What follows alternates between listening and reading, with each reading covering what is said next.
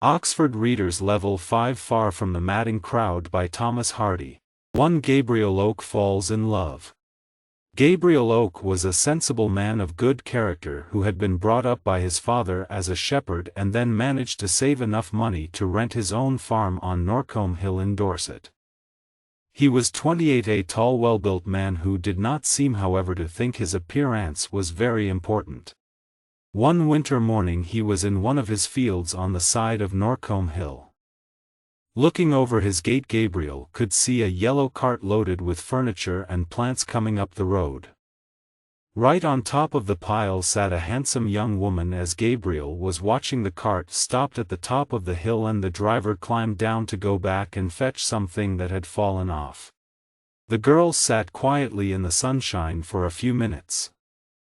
Then she picked up a parcel lying next to her and looked round to see if the driver was coming back.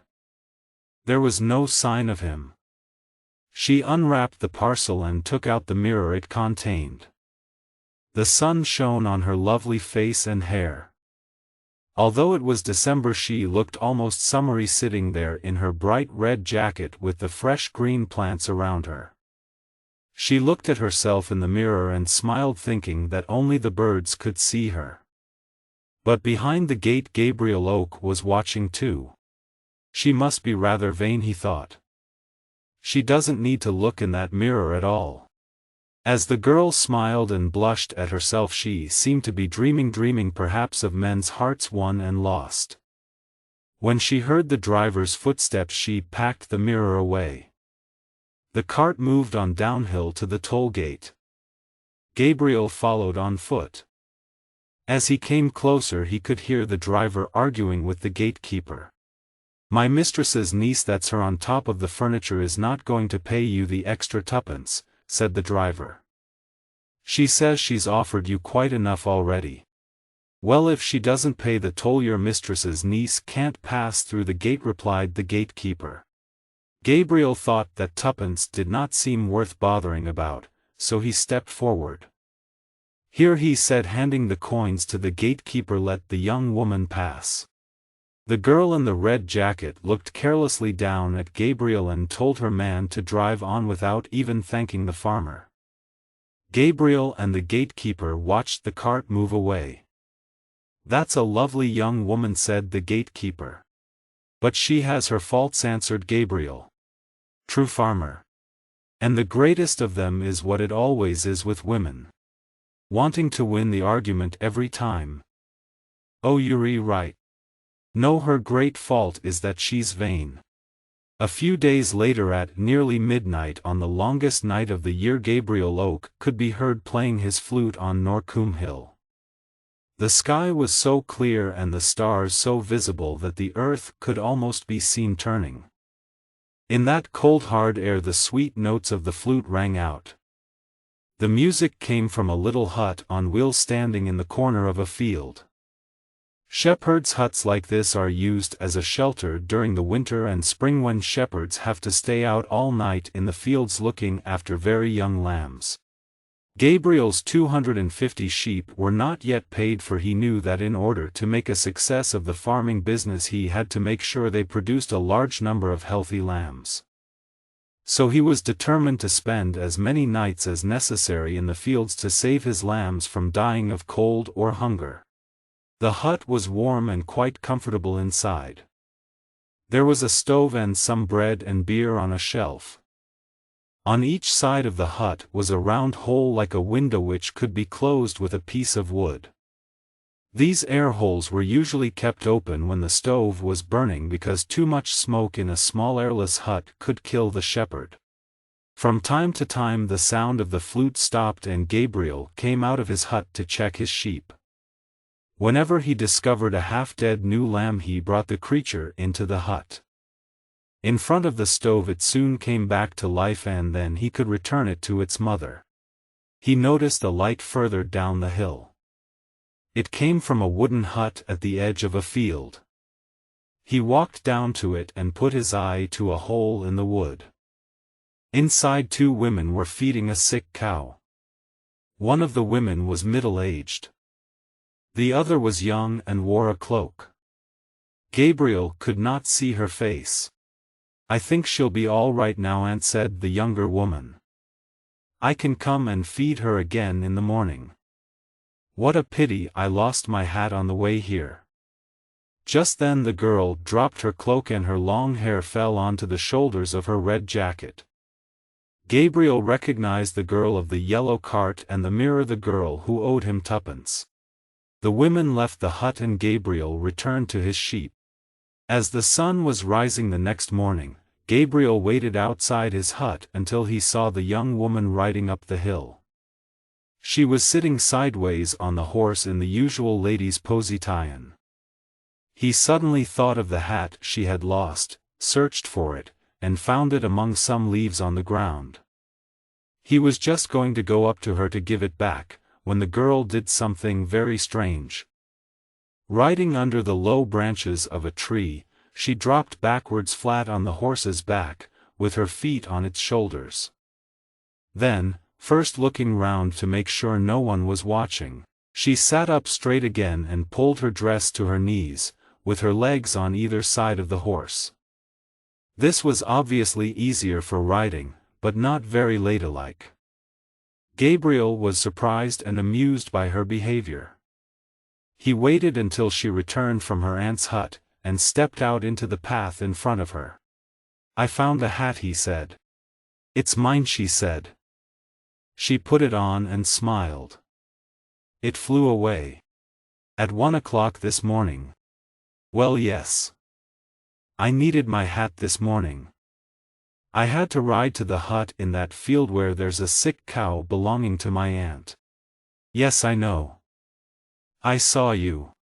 "Where?" she asked, horrified. "Riding all the way up the hill along the path," said Gabriel, thinking of her unladylike position on the horse's back. A deep blush spread from her head to her neck. Gabriel turned sympathetically away, wondering when he dared look at her again. When he turned back, she had gone. 5 mornings and evenings passed.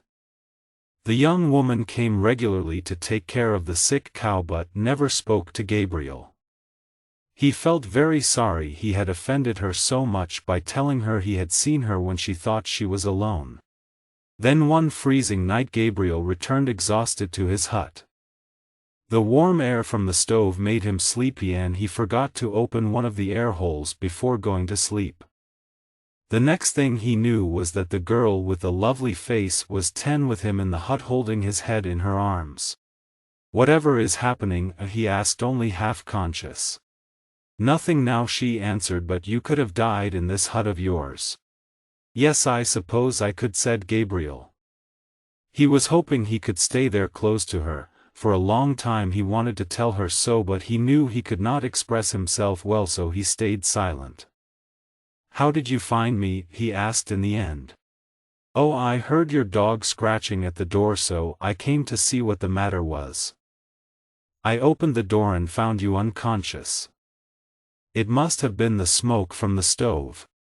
I believe you saved my life, miss. I don't know your name." "There's no need to know it. I probably won't see you again. My name is Gabriel Oak." "Mine isn't." "You sound very proud of your name." "Well, it's the only one I shall ever have. I don't like mine. I should think you'll soon get a new one." "Well, that's my business, Gabriel Oak. I'm not very clever at talking, miss, but I want to thank you. Come, give me your hand." She hesitated, then offered her hand. He took it but held it for only a moment. "I'm sorry," he said. "I didn't mean to let your hand go so quickly. You may have it again then. Here it is." Gabriel held it longer this time. "How soft it is even in winter, not rough at all," he said. "There, that's long enough," she said, but without pulling it away. "But I suppose you're thinking you'd like to kiss it. You may if you want to." "I wasn't thinking any such thing," said Gabriel, "but—" "Oh no, you won't." She pulled her hand sharply away. "Now discover my name," she added, laughing, and left. To disaster for Gabriel Oak. Young Farmer Oak was in love.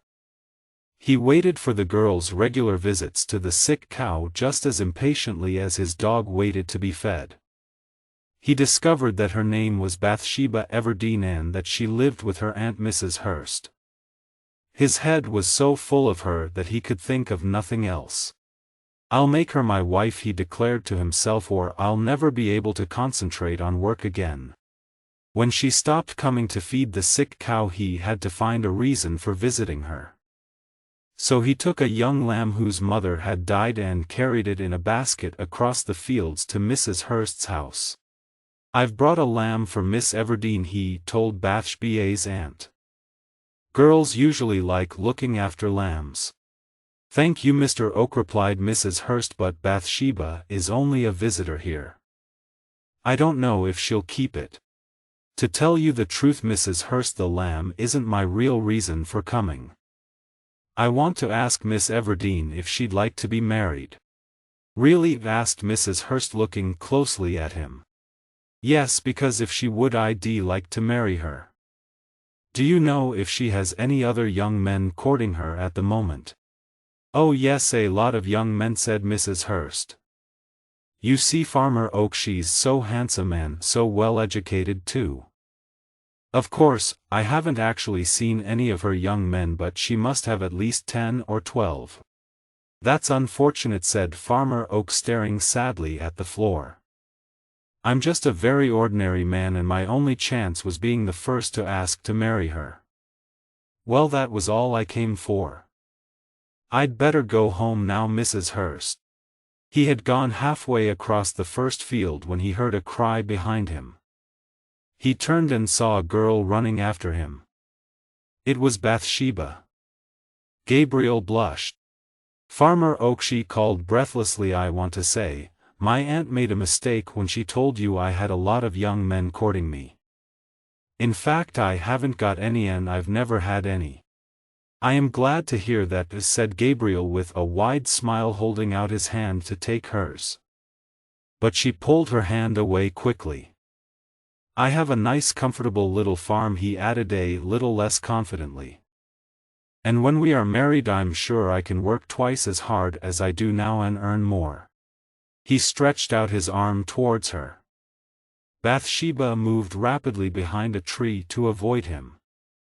"But Farmer Oak," she said in surprise, "I never said I was going to marry you." "Well," said Gabriel, disappointed. "To run after me like this and then say you don't want me." "I only wanted to explain that my aunt was wrong," she answered eagerly. "Anyway, I had to run to catch up with you, so I didn't have time to decide whether Earl wanted to marry or not." "Just think for a minute or two," replied Gabriel hopefully. "I'll wait a while, Miss Everdeen. Will you marry me?" "Do, Bathsheba. I love you very much." "I'll try to think," she answered. "Give me time," and she looked away from him at the distant hills. "I can make you happy," he said to the back of her head. "You shall have a piano, and I'll practice the flute to play with you in the evenings." "Yes, I'd like that. And at home by the fire, whenever you look up there I'll be, and whenever I look up there you'll be." "Wait, let me think." She was silent for a while and then turned to him. "No," she said, "I don't want to marry you. It'd be nice to have a wedding, but having a husband, well, he'd always be there.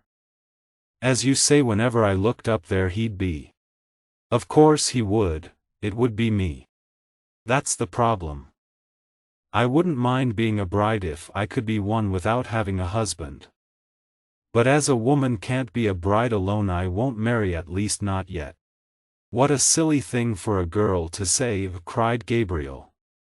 And then he said softly, "But darling, think again." He moved round the tree to reach her. "Why won't you have me?" "Because I don't love you," she replied, moving away. "But I love you, and I'm happy to be liked if that's all you feel for me."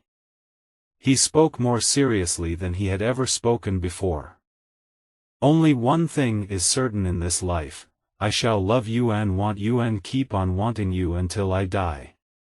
His feelings were plain to see in his honest face, and his large brown hands were trembling.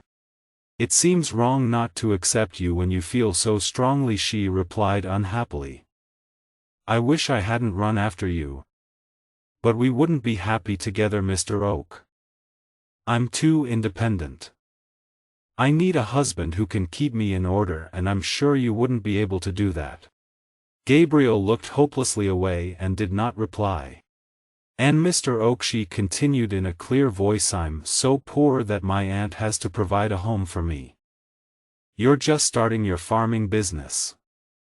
It would be much more sensibly for you to marry a woman with money. Then you could buy more sheep and improve your farm. That's just what I'd been thinking, answered Gabriel in surprise. What common sense she had, he thought admiringly. Well then, why did you ask to marry me? She said angrily. I can't do what I think would be sensible. I must do what my heart tells me. He did not see the trap she had set for him. Now you've confessed that marrying me wouldn't be sensible, Mr. Oak. Do you think I'll marry you after that?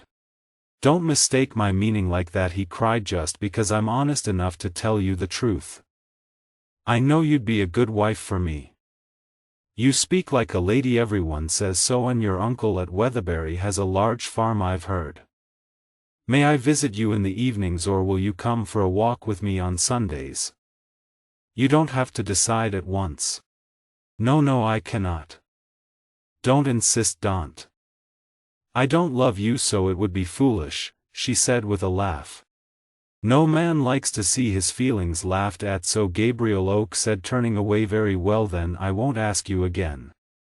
Gabriel did not see Bathsheba again, and 2 days later he heard that she had left the area and was now in Weatherbury, a village 20 miles away.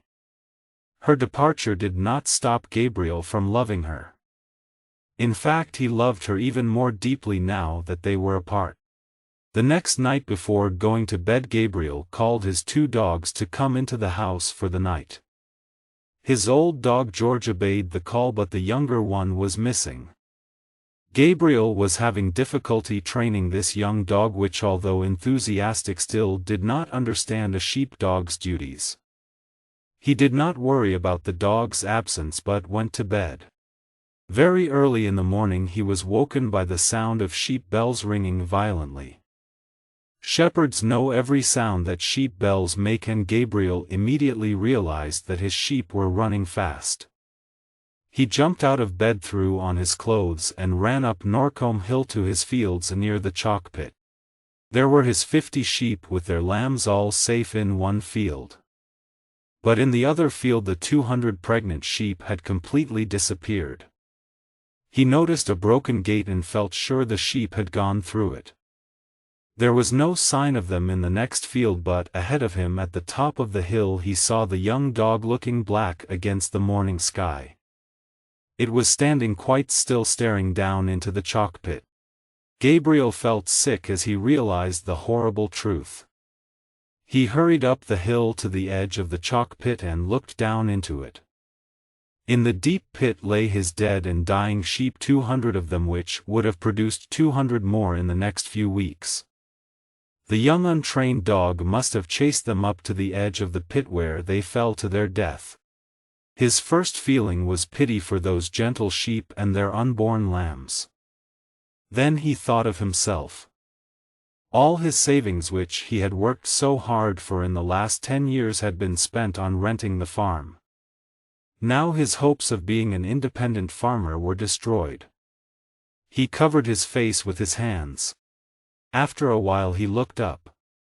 Thank God I'm not married to Bathsheba, he thought. What would she have done married to a husband as poor as I shall be?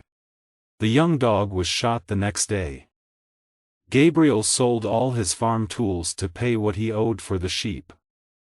He was no longer a farmer, just an ordinary man who owned the clothes he was wearing and nothing more. Now he had to find work where he could on other men's farms. 3. The fire. 2 months later Gabriel went to the great fair at Casterbridge, hoping to find a job as farm manager. But when he realized by late afternoon that none of the farmers at Casterbridge wanted a farm manager, or even a shepherd, he decided to try his luck at another fair the next day. It was 15 miles further away, in a village the other side of Weatherbury. The name Weatherbury reminded him of Bathsheba, and he wondered if she still lived there. He set out on foot as it was getting dark, and had already walked 3 or 4 miles when he saw a cart, half full of hay, by the side of the road. "That's a comfortable place to sleep," he thought, and he was so tired after his long, disappointing day at the fair that when he climbed into the cart, he fell asleep immediately. A couple of hours later, however, he was woken by the movement of the cart.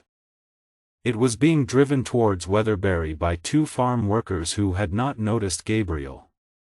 He listened to their conversation. "She's a handsome woman, that's true," said one, "but proud too. And very vain, that's what people say. Oh, if she's vain, Billy Smallbury, I'll never be able to look at her." "I'm such a shy man, as you know," said the other. "A single woman and vain. And does she pay her farm workers well?" "I don't know about that, Joseph Poorgrass." Gabriel thought they could be talking about Bathsheba, except that the woman they were discussing seemed to be the mistress of a farm. As the cart was now quite near Weatherbury, Gabriel jumped out unseen by the 2 men. He climbed a gate into a field intending to sleep for the rest of the night under a hayrick, but then he noticed an unusual light in the darkness about half a mile away. Something was on fire. He hurried across the fields towards the fire. Soon in the rich orange light of the flames he could see a hayrick burning fiercely. It was too late to save the rick, so for a few minutes he stood and stared at the flames. But when the smoke cleared for a moment, he was horrified to see very close to the burning rick a whole row of wheat ricks. These probably contained most of the wheat produced on the farm that year and could catch fire at any moment. As he rushed towards the wheat rick that was most in danger, he saw he was not alone. A crowd of farm workers had seen the fire and run into the field to help save the wheat, but they were so confused they did not know what to do. Gabriel took control and gave orders. "Get a large cloth," he shouted. "Put it over the wheat rick so the wind can't blow the flames from the hay rick onto it. Now you stand here with a bucket of water and keep the cloth wet." The men hurried to obey him. The flames prevented from burning the bottom and sides of the wheat 32 rick began to attack its roof. "Get me a ladder," cried Gabriel. "And a branch and some water." He climbed up the wheat rick and sat on the top, beating down the flames with the branch. Billy Smallbury, one of the men who had been in the cart, climbed up with a bucket of water to throw water on Gabriel and keep the flames off him. The smoke was at its thickest at this corner of the rick, but Gabriel never stopped his work. On the ground the villagers were doing what they could to stop the fire, which was not much. A little further away was a young woman who had just arrived on her horse, Witn her maid on foot. They were watching the fire and discussing Gabriel. "He's a fine young man, ma'am," said Liddy the maid. "And look at his clothes. They're all burnt." "Who does he work for?" asked the woman in a clear voice. "I don't know, ma'am, nor do the others. He's a stranger." Jan Coggan called the woman to one of her workers. "Do you think the wheat is safe now?" "I think so, yes, ma'am," he answered. If the fire had spread to this wheat rick, all the other ricks would have caught fire too. "That brave young man up there on top of the rick is the one who saved your wheat. He does work hard," said the young woman, looking up at Gabriel, who had not noticed her. "I wish he worked for me." As the ricks were no longer in danger, Gabriel started to climb down, and at the bottom he met the maid. "I have a message from the farmer who wishes to thank you for all you've done," she said. "Where is he?" asked Gabriel, suddenly aware of the chance of getting some work. "It isn't a he, it's a she," answered the girl. "A woman farmer?" asked Gabriel. "Yes, and a rich one too," said a villager who was standing near. She inherited her uncle's farm when he died suddenly. She has business in every bank in Casterbridge. She's over there wrapped in a cloak on her horse, added the maid. In the darkness Gabriel could only see the shape of a woman sitting on a horse. He walked over to her. Although his face was black from the smoke and his clothes were burnt by the fire, he remembered to lift his hat politely and asked, looking up at her, "Do you want a shepherd, ma'am?"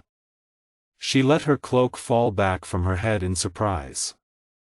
Gabriel and his cold-hearted darling Bathsheba Everdeen stared at each other. She did not speak. He only repeated sadly, "Do you want a shepherd, ma'am?" Bathsheba turned away into the shadows to consider. She was a little sorry for him but also glad that she had improved her position since they last met. She realized she had almost forgotten his offer of marriage on Norcombe Hill. "Yes," she answered quietly, blushing a little, "I do want a shepherd. But he's just the right man, ma'am," said one of the villagers. "That's right," said a second and a third. "Then will you men tell him to speak to the farm manager," said Bathsheba in a businesslike way as she rode off. Gabriel soon arranged the details of his employment with Bathsheba's farm manager Benji Pennyways and walked on to the village to find a place to live.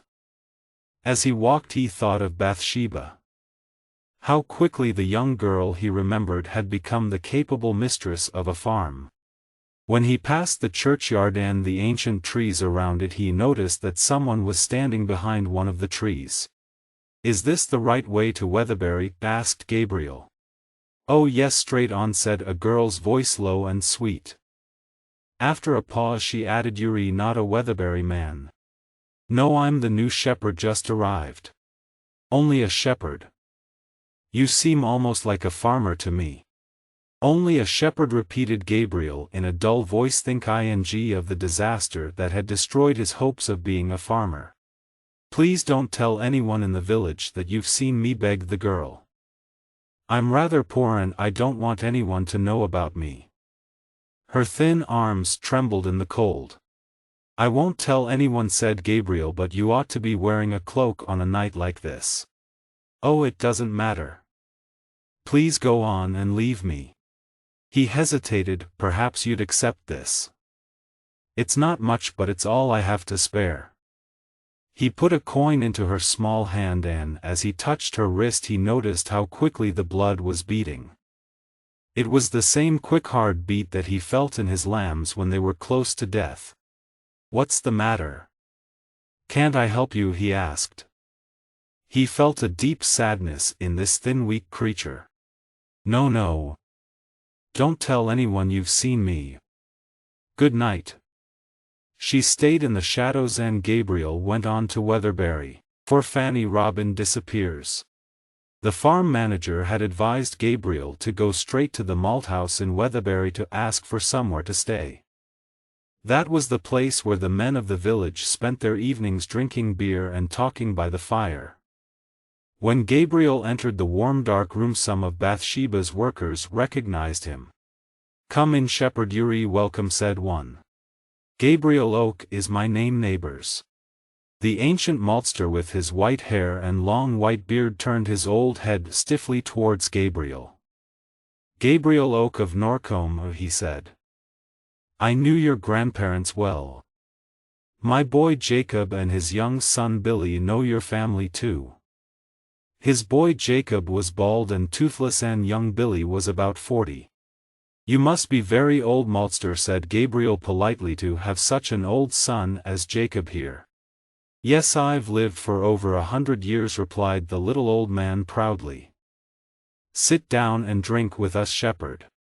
The cup of warm beer passed round the circle of drinkers. There was silence for a moment.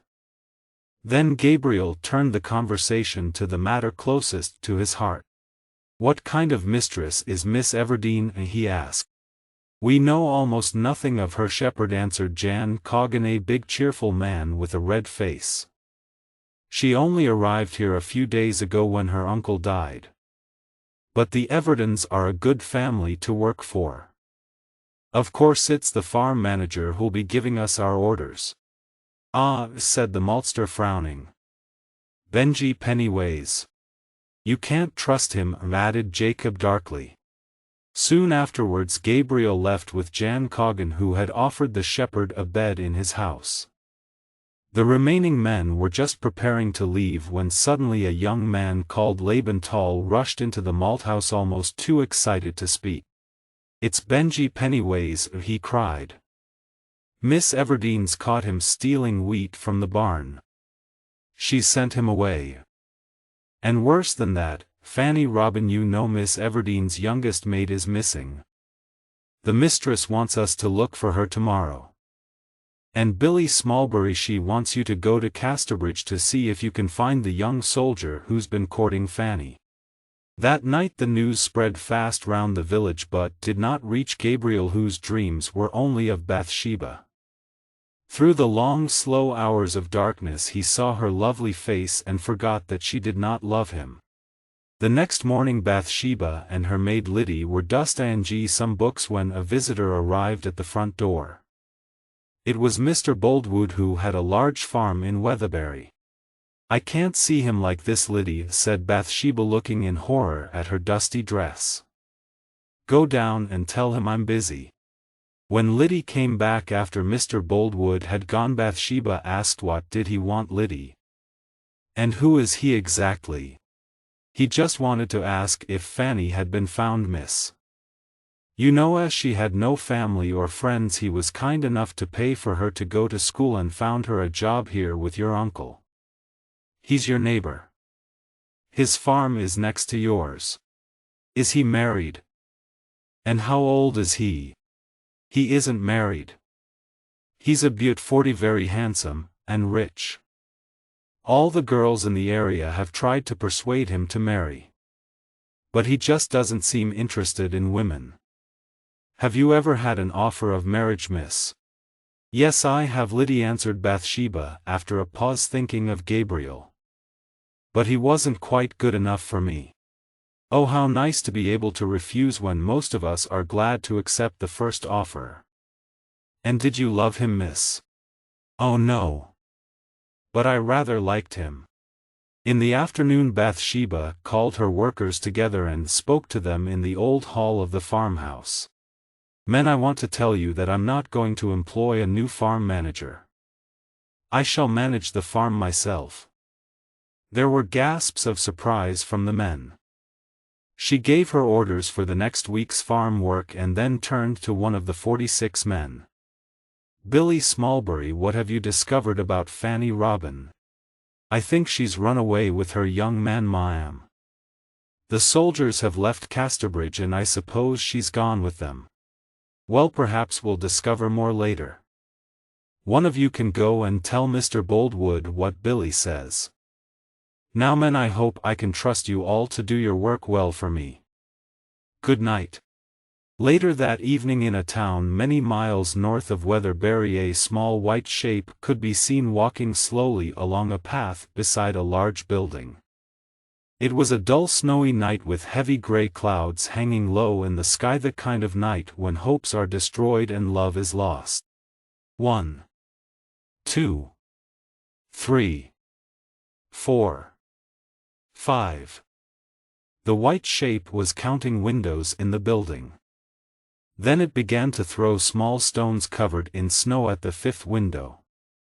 At last the window opened and a man called out, "Who's there?" "Is that Sergeant Troy?" asked a girl's voice. "Yes," answered the man. "Who are you?" "Oh, Frank, don't you know me?" cried the girl desperately. I'm Fanny Robin." "Fanny," gasped the man in surprise. "How did you get here?" "I walked most of the way from Weatherbury." "But Frank, are you glad to see me?" "Frank, when will it be?" "What are you talking about? You know you promised." "When shall we be married, Frank?" "Oh, I see. Well, you need proper clothes. We must inform the vicar. It takes time. I didn't expect you to come so soon. Oh, Frank, I love you so. And, you said you'd marry me. Don't cry now. It's foolish. If I said so, of course I will. I'll come and see you tomorrow to decide the details. Oh yes, Frank, do. I'm staying at Mrs. Twill's in North Street. Come tomorrow, Frank. Good night, Frank. 5. Bathsheba sends a valentine. When Bathsheba first appeared at the weekly Casterbridge market where farmers bought and sold their wheat and animals, she caused a sensation. Men's heads turned to look at her, the only woman there. Like any woman, she was happy to be admired, but she was also determined to sell her wheat at a good price and to do business with the other farmers like a man. There was one farmer, however, who did not seem to notice her, and this annoyed her a little. It was Mr. Boldwood. One Sunday afternoon on the 13th of February, Bathsheba and Liddy were in the sitting room together. It was a dull, cold day and they were both very bored. "Have you ever tried to discover who you're going to marry, miss?" asked Liddy with a Bible and a key. "I don't believe in such foolish games, Liddy." "Well, some people believe it works." "All right, let's try it," said Bathsheba, suddenly jumping up from her seat. Together they opened the big family Bible and put a key on a page. "Now you think of someone you could marry, miss," said Liddy, then read aloud the words on that page, "and if the Bible moves, perhaps you'll marry him." Bathsheba read the words holding the Bible. As they watched, the Bible turned in her hands and Bathsheba blushed. "Who were you thinking of?" asked Liddy curiously. "I'm not going to tell you," answered her mistress. "By the way, did you notice Mr. Boldwood in church this morning?" asked Liddy, making it very clear who she was thinking of. "He didn't turn his head once to look at you." "Why should he?" replied Bathsheba, annoyed. "I didn't ask him to look at me." "Oh no. But everybody else in church was looking at you." Bathsheba did not reply to this. After a few minutes she said, "Oh, I nearly forgot the valentine card I bought yesterday." "A valentine? Who's it for, miss?" "Farmer Boldwood." "No, of course not. It's for one of the village children, that sweet little boy of Jan Coggan's. I'll write the address on the envelope now and we'll post it today." "What fun it would be to send it to that silly old Boldwood," laughed Liddy. Bathsheba paused to consider. It was certainly a little depressing that the wealthiest and most important man in the area did not seem to admire her as all the other men did. "We'll throw a coin to decide," she said lightly. "No, we shouldn't play with money on a Sunday." "I know, we'll throw this book. If it comes down open, I'll send the valentine to Jan's son. If it comes down shut, I'll send it to Boldwood." The little book went up in the air and came down shut. Bathsheba immediately picked up her pen and wrote Boldwood's address on the envelope. "Now we need a seal," she said. "Look for an interesting one, Liddy." Let's use this one. I can't remember what it says, but I know it's funny." When she had sealed the envelope, Bathsheba looked closely at the words left by the seal. "Marry me." "Just right," she cried. "That would make even a vicar laugh." And so the valentine was sent, not for love but as a joke. Bathsheba had no idea of the effect it would have. It arrived at Mr. Boldwood's house on the morning of St. Valentine's Day, 140 February. He was puzzled but strangely excited by it. He had never received one before, and all day he thought about it. Who could the woman be who admired him so much that she sent him a valentine? He kept on looking at it until the words on the large red seal danced in front of his tired eyes and he could no longer read them. But he knew what they said. "Marry me." The valentine had destroyed the peaceful routine of Boldwood's life. That night he dreamed of the unknown woman, and when he woke up very early the first thing he saw was the valentine with its message in red on the table by his bed. "Marry me," he repeated to himself. He was too restless to sleep any more, so he went out for a walk. He watched the sun rise over the snowy fields, and on his way home he met the postman, who handed him a letter. Boldwood took it quickly and opened it, thinking it could be from the sender of the valentine. "I don't think it's for you, sir," said the postman. "I think it's for your shepherd."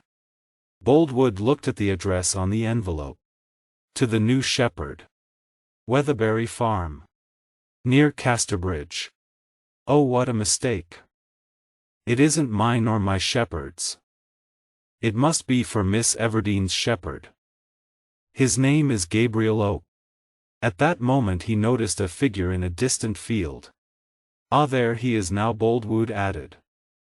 "I'll take the letter to him myself." The shepherd started walking towards the malthouse, and Boldwood followed him, holding the letter. 6. Fanny's mistake. At the malthouse the men were discussing Bathsheba. "How's she getting on without a farm manager?" the old maltster asked the younger men. "She can't manage the farm alone," replied Jacob, "and she won't listen to our advice. Proud she is. I've often said it." "You have, Jacob, you have, that's true," agreed little Joseph Poorgrass. "But she's intelligent," said Billy Smallbury, "and must have some common sense." "It seems her old uncle's furniture wasn't good enough for her," said the maltster. "I hear she's bought new beds, chairs, and a piano." "If she's a farmer, why does she want a piano?" Just then they heard a heavy footstep outside, and a voice called, "Neighbors, can I bring a few lambs in there?" "Of course, shepherd," they all replied. Gabriel appeared in the doorway, his cheeks red and his healthy face shining. On his shoulders were 4 half-dead lambs, which he put down carefully close to the fire. "I haven't got a shepherd's hut here as I used to have at Norcombe," he explained. "These new lambs would die if I couldn't keep them warm for a while. It's very kind of you, maltster, to let me bring them in here." "We've been talking of the mistress and her strange behavior, shepherd," said the maltster. "What have you been saying about her?" asked Gabriel, sharply turning to the others. "I suppose you've been speaking against her," he added angrily to Joseph Poorgrass. "No, not a word," said Joseph, trembling and blushing with terror. "Well, look here, neighbors." Gabriel, although normally one of the quietest and most gentle men on earth, had suddenly become aggressive. "The first man I hear saying anything bad about our mistress will receive this in his face," and he banged his great heavy hand down on the maltster's table.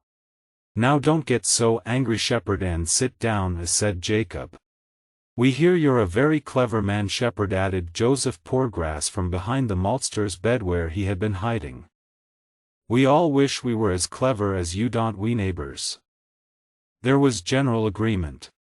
"I think mistress ought to have made you her farm manager, you're so suitable for the job," continued Joseph. He could see that Gabriel was no longer angry. "I don't mind confessing I was hoping to be her farm manager," said Gabriel in his honest way. "But Miss Everdene can do as she likes, and she's chosen to manage her own farm, and keep me as an ordinary shepherd only." He sounded rather depressed and looked sadly into the fire. Before anyone could reply, the door opened and Mr. Boldwood came in. He greeted them all and handed the letter to Gabriel. "I opened this by mistake, Oak," he said, "but it must be for you." "I'm sorry." "Oh, it doesn't matter at all," answered Gabriel, who had no secrets from anyone. He read this letter. "Dear friend, I don't know your name, but I want to thank you for your kindness to me on the night I left Weatherbury. I'm also returning the money you gave me. I'm happy to say I'm going to marry the young man who has been courting me, Sergeant Troy. As he is a nobleman's son, I know he wouldn't like me to accept a gift from anyone. Please don't tell anyone about my marriage. We intend to surprise Weatherbury by airing there as husband and wife very soon. Thank you again. Fanny Robin."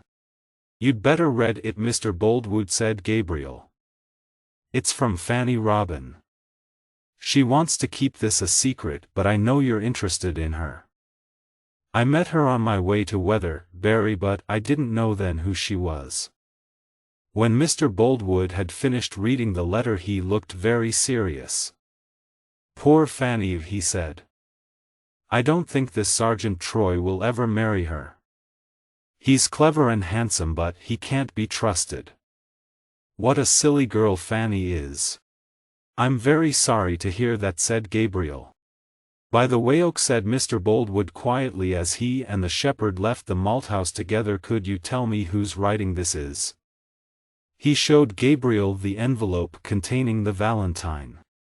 Gabriel looked at it and said simply, "Miss Everdene's." Then he realized that Bathsheba must have written to Mr. Boldwood without signing her name, and he looked puzzled at the farmer. Mr. Boldwood replied rather too quickly to Gabriel's unspoken question. "It's quite normal to try to discover who has written the valentine. That's the fun of it." There was no fun at all in his manner. "Goodbye, Oak," he added, and walked slowly back to his empty house. A few days later, in the town north of Weatherbury where the soldiers were staying, a wedding was arranged. As the church clock in the square struck 11:30, a handsome young soldier marched into the church and spoke to the vicar. Then he stood still in the center of the church, waiting for his bride. The church was full of the women and girls who had attended the morning service and had decided to wait to see the wedding. They watched the young man straight back, whispering among themselves. The soldier waited without moving a muscle. The church clock struck 11:45, and still the bride did not come. The whispers stopped, and there was silence. The young man stood as stiff and straight as the church columns around him. There was a little quiet laughter from some of the women, but soon they were silent again, waiting for the end. As the church clock struck 12, they listened to the heavy notes ringing out from the church tower. The vicar left his position near the soldier and disappeared into a back room. Every woman in the church was waiting to see the young man's face, and he knew it. At last he turned and marched bravely back the way he had come, through the rows of smiling women. When he got outside and crossed the square, he met a girl hurrying towards the church. When she saw him, the anxiety on her face changed to terror. "Well," he said, staring coldly at her. "Oh, Frank, I made a mistake. I thought it was the other church he won near the market, and I waited there till 11:45, and then I realized my mistake. But it doesn't matter because we can just as easily get married tomorrow." "You're a fool to play games with me," he replied angrily. "So shall we get married tomorrow, Frank?" she asked, not understanding how seriously she had offended him. "Tomorrow," he repeated and laughed. "I don't want another experience like that for a while, I can promise you."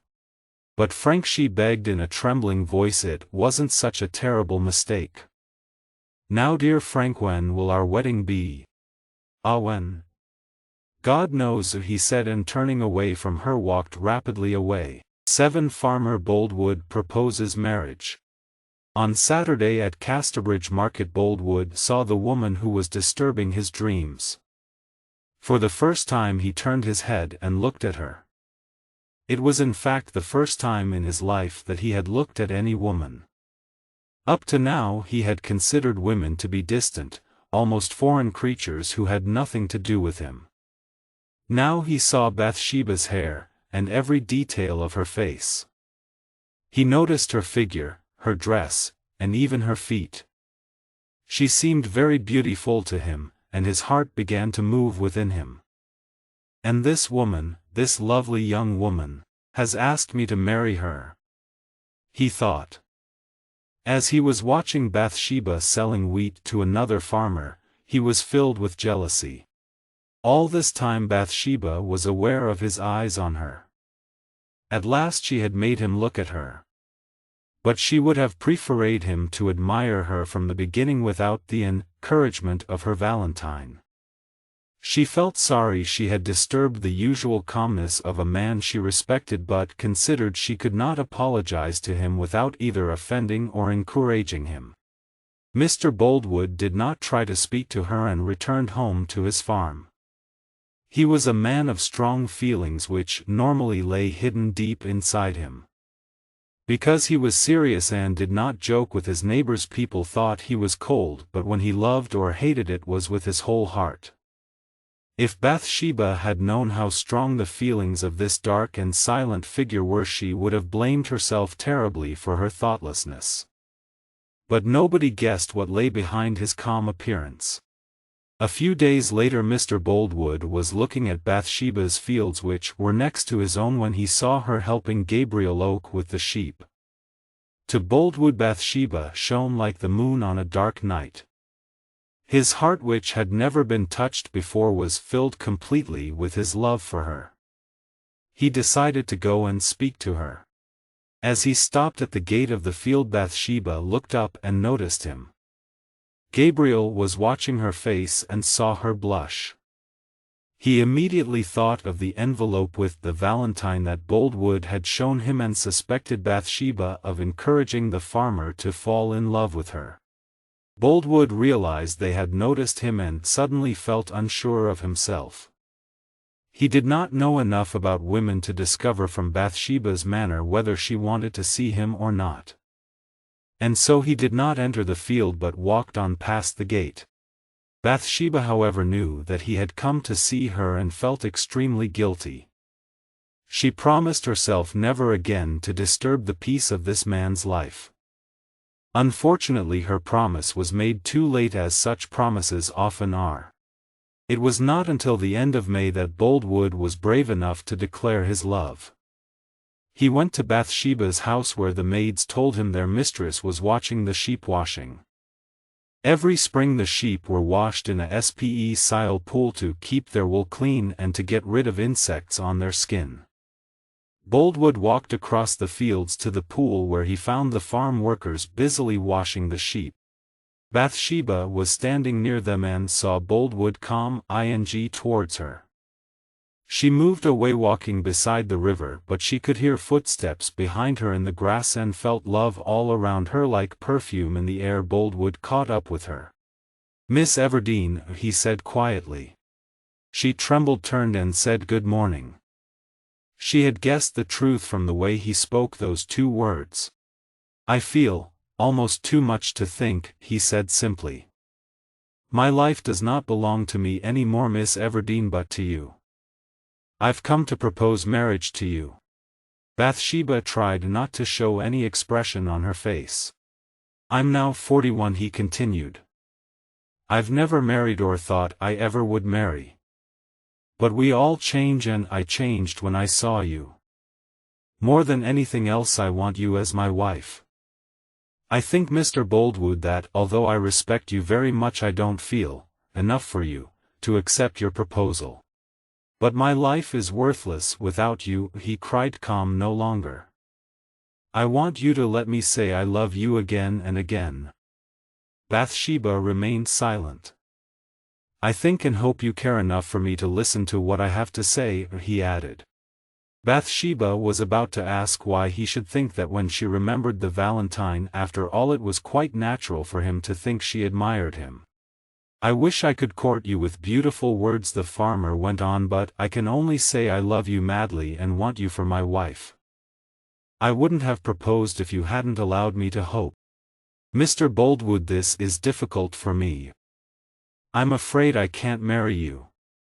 I'm not in love with you. I should never have sent that valentine. Forgive me, it was a thoughtless thing to do." No, don't say it was thoughtless. Say it was the beginning of a feeling that you would like me. Just consider whether you can accept me as a husband. I know I'm too old for you, but believe me, I'll take more care of you than a younger man would. You'll have nothing to worry about. You'll have everything you want. God only knows how much you mean to me." Bathsheba's young heart was full of pity for this sensitive man who had spoken so simply and honestly. "Don't say it, don't. You feel so much and I feel nothing," she replied. "Don't discuss it any more. I can't think. Oh, I've given you such pain. Tell me that you don't refuse completely. Give me some hope." May I ask you again? May I think of you? Yes, I suppose so. May I hope you will accept my proposal next time? No, don't hope. I must go now. Give me time to think. Yes, I'll give you time, he answered gratefully. Thank you, I'm happier now. No, please don't be happier, Mr. Boldwood, if happiness only comes from my agreeing. I must think. I'll wait, he agreed. They turned away from each other and returned to their separate houses. 8. Bathsheba's sheep in danger. Because Bathsheba was not at all in love with Farmer Boldwood, she was able to consider his proposal of marriage calmly. It was an offer which many women of good family in the area would have been delighted to accept. He was serious, respectable, and rich. If she had wanted a husband, she could not have found a good reason for refusing to marry him. But she was still enjoying her new position as mistress of a farm and house, and although she respected and liked him, she did not want to marry him. However, she was honest enough to feel that, as she had begun the courting by sending him the valentine, she ought not to refuse him now. There was only one person whose opinion she trusted more than her own, and that person was Gabriel Oak. So the next day she decided to ask his advice. She found him with Jan Coggan, sharpening the shears which would be used to shear the sheep. Jan, go and help Joseph with the horses, she ordered. I'll help you, Gabriel. I want to talk to you. The shears were sharpened on a stone which was turned by a wheel which was itself turned by a handle. Bathsheba could not manage the handle, so she held the shears while Gabriel turned the handle. You aren't holding them right, miss, he told her. Let me show you how. He let go of the handle and put his large hands round hers to hold the shears. Like that, he said, continuing to hold her hands for a peculiarly long time. That's enough, said Bathsheba. I don't want my hands held. Turn the handle. They went on sharpening the shears. Gabriel, what do the men think about me and Mr. Boldwood? They say you'll marry him before the end of the year, miss. What a foolish thing to say. I want you to contradict it, Gabriel. Well, Bathsheba, said Gabriel, staring at her in surprise. Miss Everdeen, you mean, she said. Well, if Mr. Boldwood really asked you to marry him, I'm not going to contradict that just to please you. I said I wanted you just to say it wasn't true that I was going to marry him, she said less confidently. I can say that if you wish, Miss Everdeen. I could also give my opinion of the way you've behaved. He continued with his work.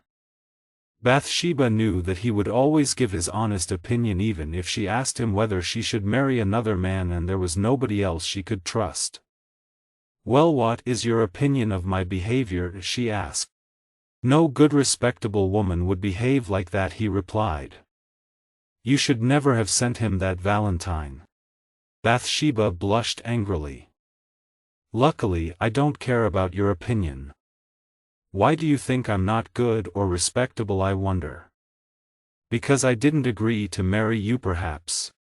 Not at all, said Gabriel quietly. I've long ago stopped thinking about that. Or wishing it, I suppose, she said, expecting him to protest that he still loved her. Or wishing it, repeated Gabriel calmly. Bathsheba would not have minded being spoken to angrily by Gabriel for her thoughtlessness if only he had told her he loved her. But his cold words of blame annoyed her greatly. I cannot allow any man to accuse me of bad behavior, she cried. So you will leave the farm at the end of the week? All right, I will, said Gabriel calmly. In fact, I would rather go at once. Go at once then, she replied angrily. Don't let me see your face any more. Very well, Miss Everdeen. And so B took his shears and walked quietly away. It was only 24 hours after Gabriel had left the farm that 3 men came running to report a disaster to Bathsheba. 60 of your sheep, said Joseph Poorgrass, breathless. Have broken through the gate, said Billy, also breathless. and got into a field of young clover, said Laban tall. They're eating the clover and they're all swollen up. They'll all die if someone doesn't do something. Oh, you fools, cried Bathsheba. Go straight to the field and get them out. She rushed towards the clover field followed by the men. Her sheep were all lying down, their stomachs badly swollen. Joseph, Billy and Laban carried the sheep back into their own field where the poor creatures lay helplessly without moving. Oh, what can I do, what can I do, cried Bathsheba. There's only one way of saving them, said Laban. Simeon must make a hole in the sheep's side, explained Billy, with a special tool. Then the air comes out and the sheep will survive. Can you do it? Can I do it? She asked wildly. No, ma'am, if it isn't done very carefully the sheep will die. Most shepherds can't even do it. Only one man in the area can do it, said Joseph. Who is he? Let's get him, said his mistress. It's Gabriel Oak. Ah, he's a clever man, replied Joseph. That's right, he certainly is, agreed the other two. How dare you say his name to me, she said angrily. What about Farmer Boldwood? Perhaps he can do it. No, ma'am, answered Laban. When his sheep ate some clover the other day and were swollen just like these, he sent for Gabriel at once and Gabriel saved their lives. I don't care. Don't just stand there. Go and find someone, cried Bathsheba. The men ran off without any clear idea where they were going and Bathsheba was left alone with her dying sheep. Never will I send for him, never, she promised herself. One of the sheep jumped high in the air, fell heavily and did not move. It was dead. Bathsheba knew she must swallow her pride and called to Laban, who was waiting at the gate. Take a horse and go and find Gabriel, she ordered. Give him a message from me that he must return at once. Bathsheba and her men waited miserably in the field. Several more sheep jumped wildly into the air, their stomachs horribly swollen and their muscles stiff, then died. At last a rider could be seen across the fields. But it was not Gabriel, it was Laban. He says he won't come unless you ask him politely, Laban reported to Bathsheba. What? Said the young woman, opening her eyes wide. Joseph Poorgrass hid behind a tree in case she became violent. How dare he answer me like that? Another sheep fell dead. The men looked very serious and did not offer their opinion. Bathsheba's eyes filled with tears and she did not try to hide her anger and her injured pride. Don't cry about it, miss, suggested Billy sympathetically. Why not ask Gabriel in a gentler way? I'm sure he'll come then. Oh, he's cruel to me, said Bathsheba, drying her eyes. But I'll beg him, yes, I'll have to. She wrote a few words quickly on a piece of paper and at the last moment added at the bottom, Gabriel, do not desert me. She blushed a little as she wrote this and gave the letter to Laban, who rode off again to find Gabriel. When Gabriel arrived, Bathsheba knew from his expression which words in her note had made him come. He went straight to work on the swollen sheep and managed to save almost all of them. When he had finished, Bathsheba came to speak to him. Gabriel, will you stay on with me? She asked, smiling. I will, said Gabriel. And she smiled at him again. A few days later the sheep shearing began. The sheep were shorn every year at the beginning of June and their wool was sold. The shearing was always done in the great barn which had stood on the farm for 4 centuries. Today the sunshine poured in on the shearers. Bathsheba was watching them carefully to make sure that the sheep were not injured and that all the wool was cut off. Gabriel was the most experienced shearer. He loved being watched by Bathsheba and felt warm with pride when she congratulated him on his speed. But he was not happy for long. Farmer Boldwood arrived at the door of the barn, and spoke to Bathsheba. They stepped outside into the bright sunlight to carry on their conversation. Gabriel could not hear what they were saying, but noticed that Bathsheba was blushing. He continued shearing, feeling suddenly very sad. Bathsheba went back to the house, and returned a short while later in her new green riding dress. She and Boldwood were obviously going for a ride together. As Gabriel's concentration was broken for a moment, his shears cut the sheep's skin. Bathsheba, at the door of the barn, noticed the animal jump, and saw the blood. "Oh, Gabriel," she said, "be more careful." Gabriel knew she was aware that she herself had indirectly caused the poor sheep's wound, but he bravely hid his hurt feelings and watched Boldwood and Bathsheba ride away, feeling as sure as the other workers that the couple would soon be married. 9. Bathsheba meets a handsome soldier. Farmers always gave a special supper to the sheep shearers when they had finished their work. This year Bathsheba had ordered her maids to put a long table in the garden, with the top end of the table just inside the house.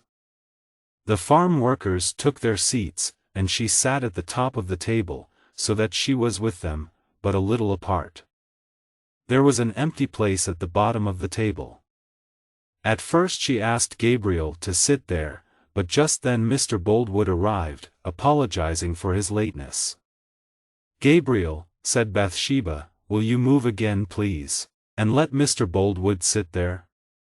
Gabriel moved away in silence to another seat. They all ate and drank, and celebrated the end of the sheep shearing by singing their favorite songs. Mr. Boldwood seemed unusually cheerful, and at the end of the meal he left his seat and went to join Bathsheba at her end of the table, just inside the sitting room. It was growing dark, but Gabriel and the other men could not avoid noticing how Boldwood looked at her. It was clear that the middle-aged farmer was deeply in love. After a while Bathsheba said good night to her farm workers and closed the sitting room door and windows. Now she and Boldwood were alone. Kneeling in front of her he took her hands. Tell me what you've decided," he begged. "I'll try to love you," she answered in a trembling voice. "And if you think I'll make a good wife I'll agree to marry you." But Mr. Boldwood, any woman would hesitate before deciding on something as important as marriage. "Could you wait a few weeks until I'm sure?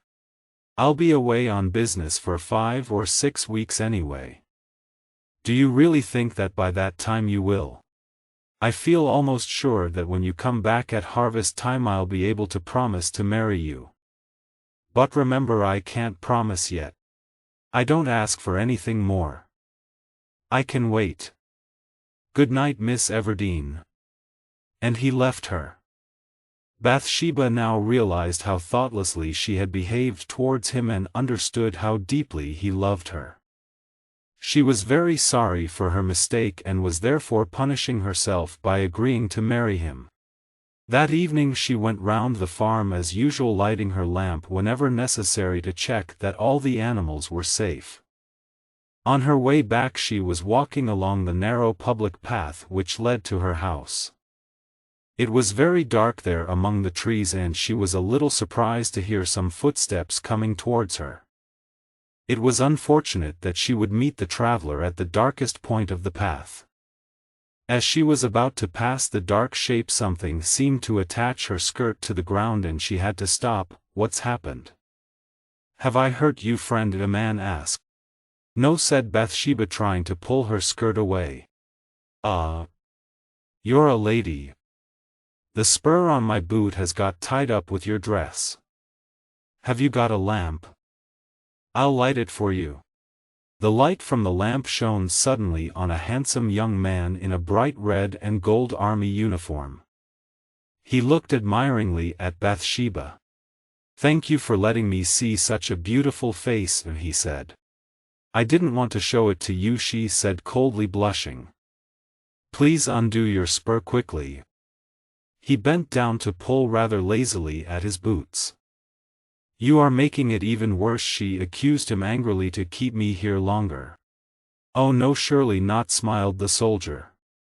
"Don't be angry. I was doing it so that I could have the pleasure of apologizing to such a lovely woman." Bathsheba had no idea what to say. She wondered whether to escape by pulling the material away but did not want to tear her best dress. "I've seen many women in my life," continued the young man staring into her face, "but I've never seen a woman as beautiful as you. I don't care if you're offended, that's the truth." "Who are you then if you don't care who you offend?" "People know me in Weatherbury. My name's Sergeant Troy." "Ah, you see your skirt's free now. I wish you and I had been tied together forever." She pulled her dress quickly away from his spurs and ran up the path and into her house. The next day she discovered from Liddy that Sergeant Troy's supposed father was a doctor, but people said his real father was a nobleman. He had been brought up in Weatherbury and was well known as a young soldier with a great interest in girls. Bathsheba could not remain angry for long with someone who admired her as much as he obviously did. It was unfortunate that Boldwood, when courting her, had forgotten to tell her even once that she was beautiful. Sergeant Troy was certainly an unusual man. He lived only in the present, caring nothing for the past or the future. Because he never expected anything, he was never disappointed. To men he usually told the truth, but to women never. He was intelligent and well-educated and proud of his success with women. A week or two after the sheep shearing, Bathsheba was in the hayfields where her workers were cutting the hay. She was surprised to see a bright red figure appear from behind a cart. Sergeant Troy had come to help on the farm. She blushed as the young soldier came to speak to her. "Miss Everdeen," he said. "I didn't realize it was the Queen of Casterbridge Market I was speaking to the other night. I apologize for expressing my feelings so strongly to you 102 then. Of course I'm not a stranger here. I often helped your uncle on the farm and now I'm helping you." "I suppose I must thank you for that," replied the Queen of Casterbridge Market rather ungratefully. "You're cross because I was honest when I spoke to you that night. But I couldn't look at you and say you aren't beautiful." "You are pretending, Sergeant Troy," said Bathsheba, laughing in spite of herself at his clever way of talking. "No, Miss Everdeen, you must let me say how lovely you are." "What's wrong with that?" "It's wrong because it isn't true," she said, hesitating. "But you know that everybody notices how beautiful you are, don't you?" "Well, no, that is, I've heard Liddy say they do, but—" She paused. She had never intended to become involved in this kind of conversation with the soldier, but somehow he had trapped her into replying. "Thank you for helping the men with the hay," she continued. "But please don't speak to me again." "Oh, Miss Bathsheba. That's too hard. I won't be here long. I'm going back to the army in a month. But you don't really care about a word from me, do you?" "I do, Miss Everdeen. Perhaps you think it's foolish of me to want just a good morning, but you have never loved a beautiful woman like yourself as I do. But you only saw me the other night. I don't believe you could fall in love so fast. I won't listen to you any more. I wish I knew what time it was. I've spent too much time with you. Haven't you got a watch, miss? I'll give you one," and he handed her a heavy gold watch. "That watch belonged to a nobleman, my father, and is all the inheritance I have. But Sergeant Troy, I can't take this." "It's your father's and so valuable," said Bathsheba, horrified. "I loved my father, true, but I love you more."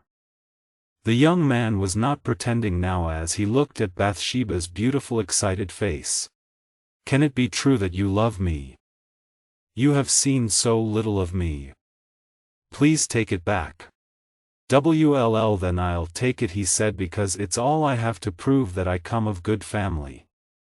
But will you speak to me while I'm in Weatherbury? Will you let me work in your fields? Yes. Or no, I don't know. Oh, why did you come and disturb me like this? Perhaps in setting a trap I've caught myself. Such things sometimes happen. Goodbye, Miss Everdeen." Blushing and almost crying, Bathsheba hurried home, whispering to herself, "Oh, what have I done?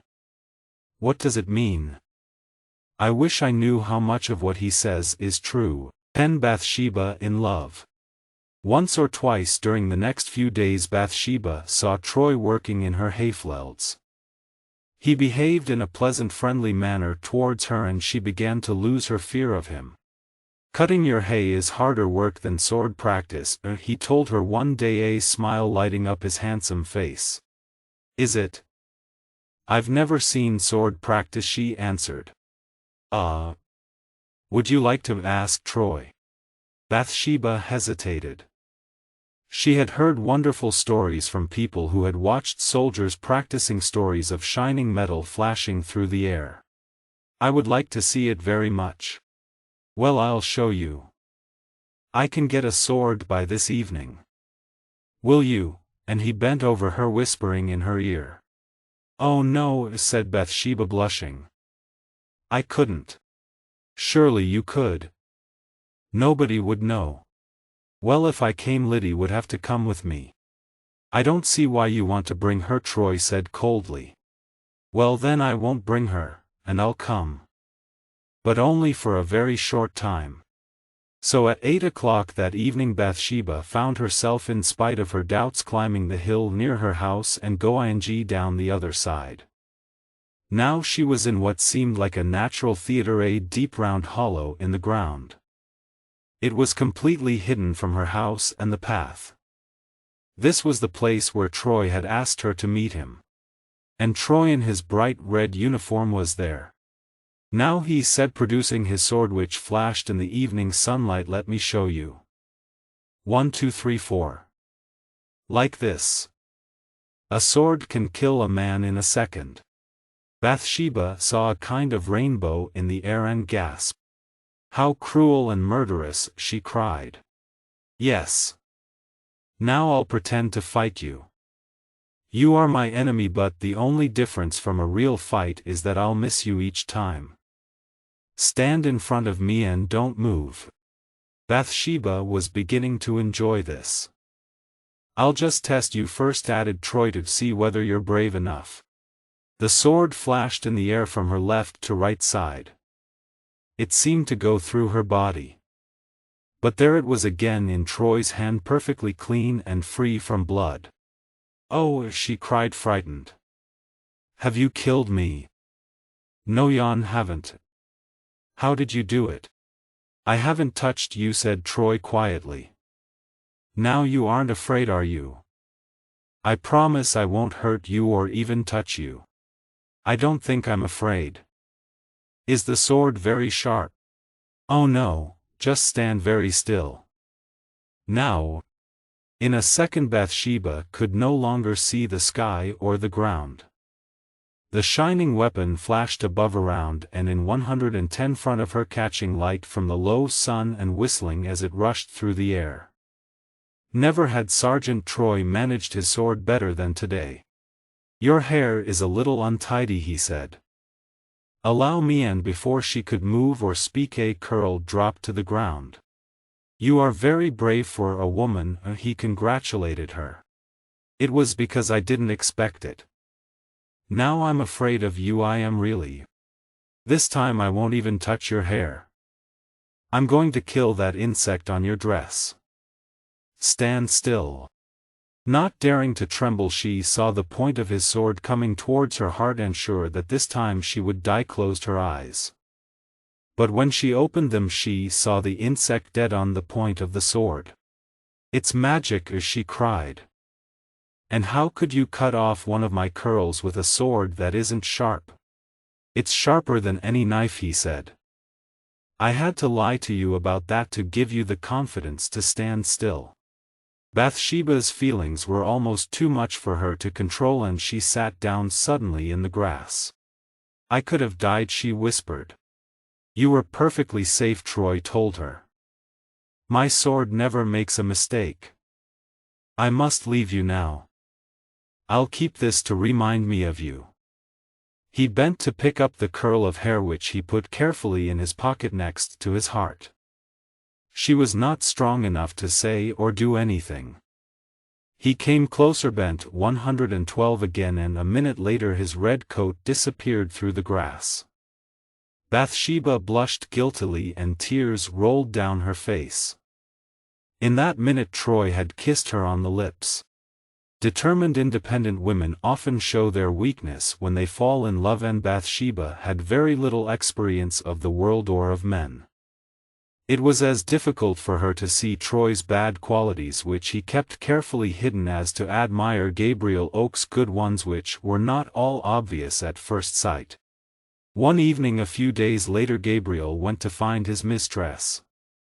He knew that she was falling in love and had decided to warn her of the mistake she was making.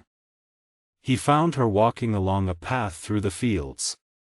"I was worried about your walking alone, miss," he said. "It's rather late and there are some bad men in the area." He was hoping to introduce Troy's name as one of the bad men. "I never meet any," said Bathsheba lightly. Gabriel tried again. "Farmer Boldwood will be taking care of you in future, of course." "What do you mean, Gabriel?" "Well, when you and he are married, miss, as everybody expects. You've let him court you after all." "Everybody is wrong, Gabriel. I didn't promise him anything. I respect him, but I won't marry him." "I wish you had never met that young Sergeant Troy." 114 Miss B said sadly. "He's not good enough for you." "How dare you say that?" "He's of good family and well educated," replied Bathsheba angrily. "He can't be trusted, miss." "Don't trust him, I beg you. He's as good as anybody in the village. He goes to church regularly. He told me so himself." "I'm afraid nobody has ever seen him in church." "I certainly haven't." Gabriel's heart ached when he saw how completely Bathsheba trusted the soldier. "That's because he enters by the old tower door and sits at the back where he can't be seen," she replied eagerly. "You know, mistress," said Gabriel in a deep voice full of sadness, "that I love you and shall love you forever. I accept that I can't marry you now that I'm poor. But Bathsheba, dear mistress, think of your position. Be careful of your behavior towards this soldier. Mr. Boldwood is 16 years older than you. Consider how well he would look after you." "Leave my farm, Gabriel," said Bathsheba, her face white with anger. "You can't speak like that to me, your mistress. Don't be foolish. You've already sent me away once. How would you manage without me?" "No, although I'd like to have my own farm, I'll stay with you, and you know why." "Well, I suppose you can stay if you wish. Will you leave me here now, please? I ask not as your mistress but as a woman." "Of course, Miss Everdeen," said Gabriel gently. He was a little surprised by her request, as it was getting dark and they were on a lonely hill some way from her house. As she moved away from him the reason became clear. The figure of a soldier appeared on the hill and came to meet Bathsheba. Gabriel turned away and walked sadly home. On his way he passed the church, where he looked closely at the old tower door. It was covered with climbing plants and clearly had not been used for years. Half an hour later Bathsheba arrived home with Troy's words of love still in her ears. He had kissed her a second time. Wild and feverish with excitement, she sat down immediately to write to Boldwood to inform him that she could not marry him. The letter would reach him on his business trip. She was so angered to send the letter at once that she called Liddy to post it. "Liddy, tell me," she said urgently when her maid entered the room, "promise me that Sergeant Troy isn't a bad man. Promise me that he doesn't chase girls as people say." "But miss, how can I say he doesn't if he—" "Don't be so cruel, Liddy. Say you don't believe he's had—" "I don't know what to say, miss," said Liddy, beginning to cry. "I'll make you angry whatever I say. Oh, how weak I am. How I wish I'd never seen him. You see how much I love him, Liddy. Don't tell anyone my secret, Liddy. "I'll keep your secret, miss," said Liddy gently. 11. Farmer Boldwood becomes desperate. Liddy was allowed a week's holiday to visit her sister who lived a few miles away. To avoid seeing Mr. Boldwood, Bathsheba herself arranged to visit Liddy at her sister's home for a day or two. She left her cleaning woman Marianne in charge of the house and set out on foot one evening. She had walked only about 2 miles when she saw coming towards her the one man who she did not wish to see. His changed appearance showed her that he had received her letter. "Oh, is it you, Mr. Boldwood?" she said with a guilty blush. "You know how I feel about you," he said slowly. "A love as strong as death. A letter cannot change that feeling." "Don't speak of it," she whispered. "Then I have nothing to say. Your letter was excellently clear. We are not going to marry." Bathsheba said confusedly good evening and walked on a little further. But Boldwood could not let her go. "Bathsheba, darling, is it really final?" "Indeed it is. Oh, Bathsheba, have pity on me. I am mad with love for you. Don't refuse me now. You turned to me and encouraged me before I ever thought of you. What you call encouragement was a childish joke. I'm deeply sorry I sent the valentine. Must you go on reminding me of it? I love you too much to blame you for it. Bathsheba, you are the first woman I have ever loved. How nearly you promised to marry me. What has happened to your kindness towards me?" Bathsheba looked him quietly and openly in the face and said, "Mr. Boldwood, I promised you nothing. How can you be so heartless? If I had known how awfully bitter this love would be, I'd have avoided you and been deaf to you.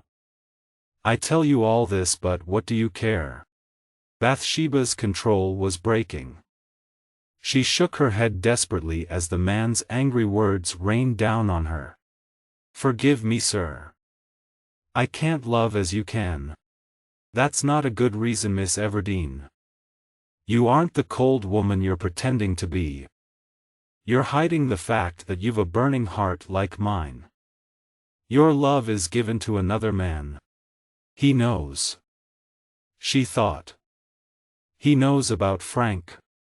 Why didn't Troy leave my darling alone?" He continued fiercely. "Tell me honestly, if you hadn't met him, would you have accepted my proposal?" She delayed her answer, but she was too honest to stay silent. "Yes," she whispered. "In my absence he stole my most valuable prize from me.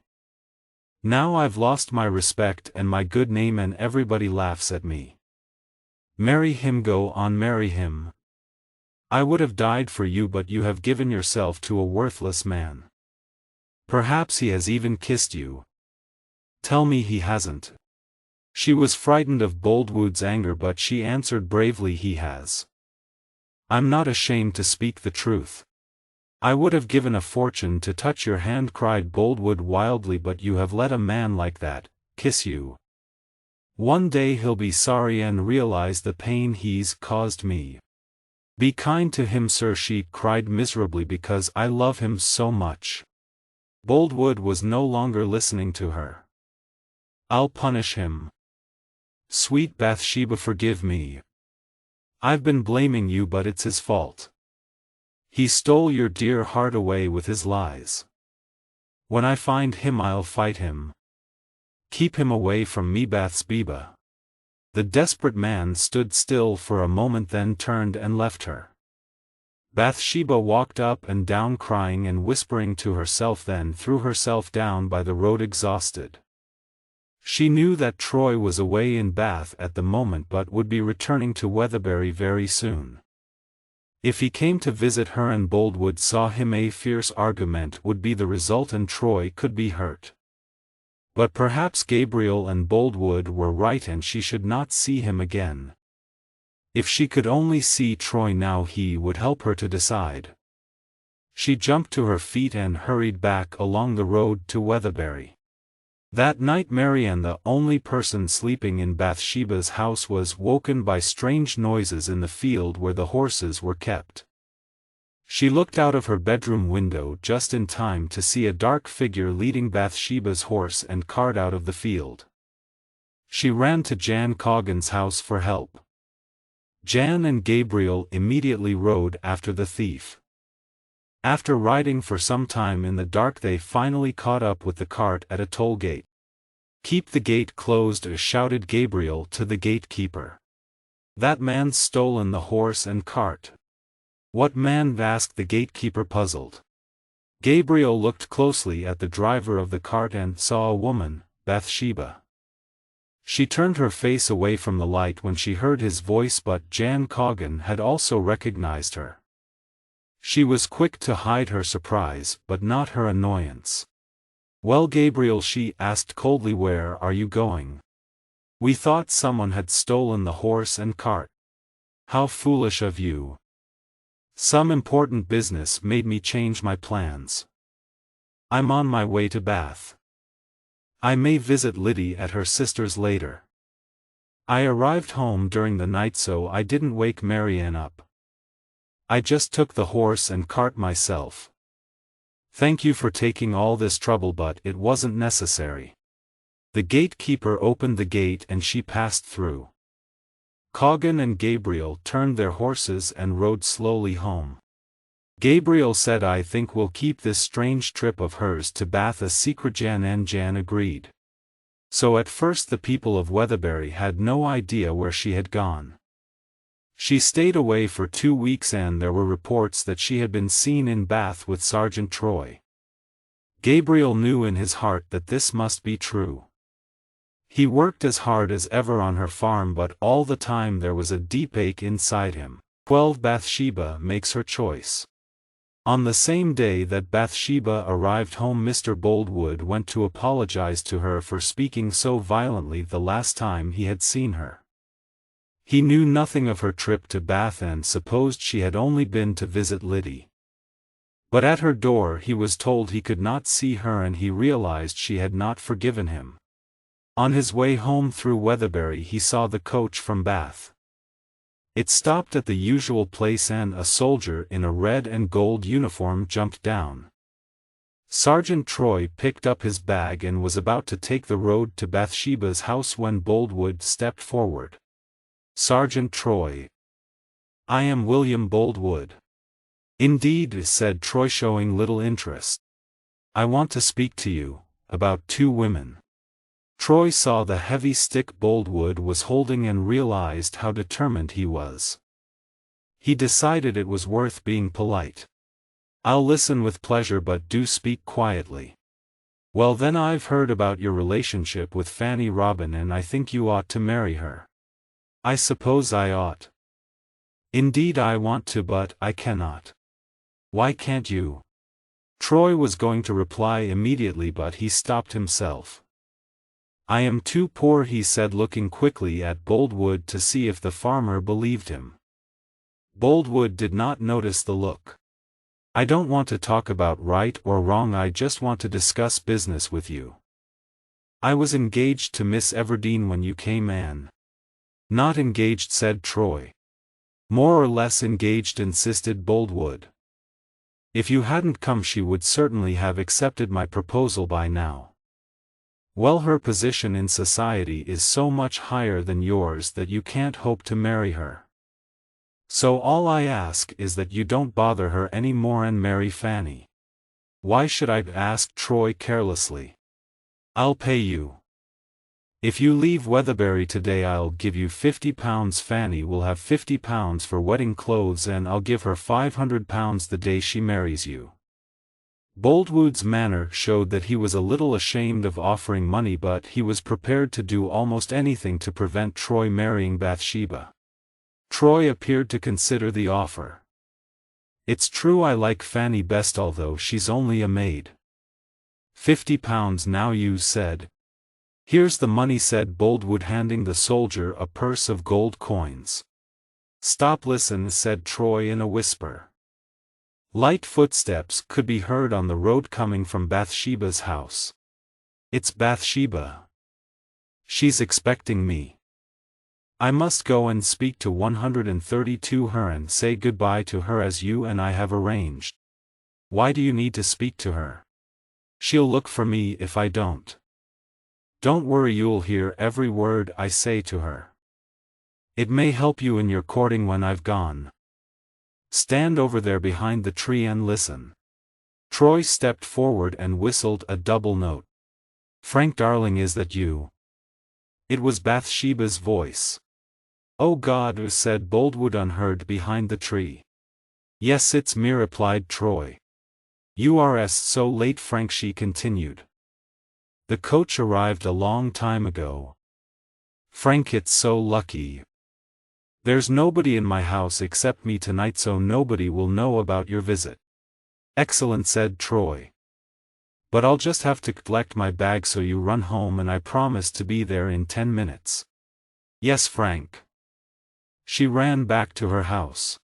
Troy turned to Boldwood, who had stepped out from behind the tree, his face white and his whole body trembling. Shall I tell her I cannot marry her? Laughed the soldier. No, wait. I have more to say to you, whispered Boldwood, the muscles in his face strangely out of control. Now, said Troy, you see my problem. I can't marry them both. But I have 2 reasons for choosing Fanny. First, I like her best, I think, and second, you're paying me for it. At that moment Boldwood lost control. He attacked Troy fiercely, holding his neck with bottom hands. Wait, gasped Troy, who had not expected this. Let me breathe. If you kill me, you injure the woman you love. What do you mean? cried the farmer. I should kill you like a dog. But he let go of Troy's neck and listened.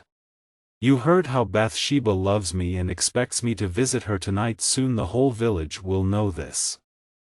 The only way to save her good name and her position in Weatherbury is for me to marry her. True, agreed Boldwood after a pause. Troy, marry her? Poor weak woman. She must love you madly to give herself so completely to you. But what about Fanny? Asked the soldier cleverly. Don't desert her, Troy, I beg you. I don't mean Fanny, I'm speaking of Bathsheba. How can I persuade you? I know. I'll pay you £500 on the day you marry Bathsheba. Troy was secretly shocked at Boldwood's wild offer. And I'll receive something now as well? He asked. Yes, all the money I have with me. He counted the coins in his pocket. £21, it's all for you. Give me the money and we'll go to her house. I'll ask her to marry me. Of course I won't say anything about the money. They went along the road to the farmhouse and Boldwood waited outside while Troy entered. He returned in a moment with a piece cut out of a Bath newspaper. Here, read this first, he said, smiling. And Boldwood read. Marriages on the 17th in Bath, Frank Troy, Sergeant to Bathsheba Everdeen of Weatherbury. The paper fell from Boldwood's hands as the soldier began to laugh. £50 to marry Fanny. £21 not to marry Fanny but Bathsheba. And now you see I'm already Bathsheba's husband. You're a fool, Boldwood. Although I may be a bad man, I'd never bribe anyone to marry as you've tried to. And Fanny? She left me long ago and I don't know where she is. I've searched everywhere for her. Now take your money back. I don't want it. And Troy threw the gold coins into the road. You black-hearted dog. I'll punish you one day, remember that, cried the broken man. Troy laughed loudly as he closed Bathsheba's front door. Through the whole of the long night that followed, Boldwood's dark figure could be seen walking over the hills of Weatherbury like a ghost. Just before the clock struck 5 the next morning, Gabriel and Coggan were walking to the hayfields past their mistress's house when they saw a surprising sight. Bathsheba's bedroom window was open and looking out of it was a handsome man with his red jacket undone. It was Sergeant Troy. She's married him, whispered Coggan. Gabriel said nothing, but he felt so ill that he had to rest on the gate for a moment. He thought with pity of her future, as he knew her marriage to Troy could not be happy for long. "Good morning, friends," shouted Troy cheerfully to the men. "We must be polite to him," whispered Coggan, "if he's married the mistress." "Good morning, Sergeant Troy," said Gabriel miserably. "Now that I've left the army I'll soon be down in the fields with you again," said Troy lightly. "My new position won't change that, and I'll be friendly with you all just as before. Drink to my health, men." And he threw a coin towards Gabriel, who refused to pick it up. Coggan, however, put it in his pocket. As they went on their way they noticed Mr. Boldwood riding past them. Gabriel forgot his own sadness when he saw the bitterness and deep despair on the farmer's face. 13. The storm. There was always a harvest supper for the farm workers after all the hay and wheat had been cut. On behalf of his wife, Sergeant Troy decided to have it one evening at the end of August in the great barn. The weather was unpleasantly warm that night. On his way to the harvest supper, Gabriel stopped to check the 8 huge hay and wheat ricks. If, as he suspected, there was a storm, the ricks, which were all uncovered, would be badly damaged. He went on to the barn where the farm workers had already finished eating and started dancing. Gabriel had to wait until Sergeant Troy had finished his dance with Bathsheba before he could warn him about possible damage to the ricks. Troy, however, was enjoying himself too much to listen to Gabriel's message. "Friends," he was saying, "I've ordered brandy to be served to you all so that we can celebrate my wedding properly." "No, Frank, don't give them brandy," begged Bathsheba. "It will only do them harm." "Don't be silly," said Troy. "Friends, let's send the women home. Then we men can drink and sing as much as we like." Angrily Bathsheba left the barn, followed by the other women. Gabriel left soon afterwards. Later, when he went to check that Bathsheba's sheep were safe, he noticed that they looked very frightened. They were crowded together in a corner, their tails pointing the same way. To the shepherd this meant they were expecting a storm. He went to look at the ricks again. Should the whole harvest of the farm, worth at least £750, be lost because of a woman's weakness? Never, if I can prevent it, thought Gabriel. He returned to the barn to ask the other farm workers to help him cover the ricks. But the only noise he could hear coming from the barn was the men's loud and regular breathing, and when he entered he found them all asleep, including Troy. The brandy, which they had been too polite to refuse, had made them drunk in a very short time, as they were not used to drinking anything stronger than beer. It was useless trying to wake them. Gabriel left the barn and returned to the ricks, 2 of which he managed to cover with the heavy material kept on the farm for this purpose. The only way to cover the other 6 ricks was by thatching them with straw, and this was a long and difficult job to do alone. The moon disappeared and there was a slow light wind like the breath of a dying man as Gabriel climbed the ladder and started thatching high up on top of the 3rd rick. Lightning flashed in the sky and there was a loud crash of thunder. In the sudden brightness Gabriel could see every tree around him until the light disappeared just as suddenly, leaving him in the blackest darkness. He knew his position was dangerous but considered his life was not valuable enough to worry about. Another flash of lightning allowed him to see the figure of a woman running towards the rick. Was it Bathsheba? "Is that you, ma'am?" he called to the darkness. "Who's there?" said Bathsheba's voice. "It's Gabriel. I'm on the rick thatching." "Oh, Gabriel. I'm so worried about the ricks. Can we save them? The thunder woke me. I can't find my husband. Is he there?" "No, he isn't. He's asleep in the barn. He promised me the ricks would be covered and he hasn't done it. Can I help you?" "Let me help. You can bring the straw up to me in armfuls if you aren't afraid to climb the ladder in the dark," said Gabriel. "I'll do anything to help," she said. She started to go up and down the ladder carrying the straw. In the brightness of the lightning, Gabriel saw their two shadows wildly enlarged on the hill in front of him. Then came the loudest crash so far. "How terrible!" cried Bathsheba and held on to his arm. The lightning flashed in a wild dance of death and thunder came from every part of the huge sky.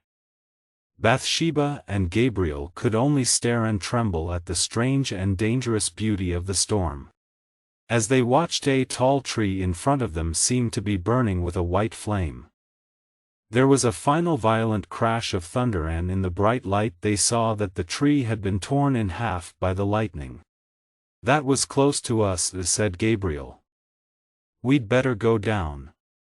They climbed down and stood together in the darkness, Bathsheba seeming to think only of the storm, Gabriel thinking only of her.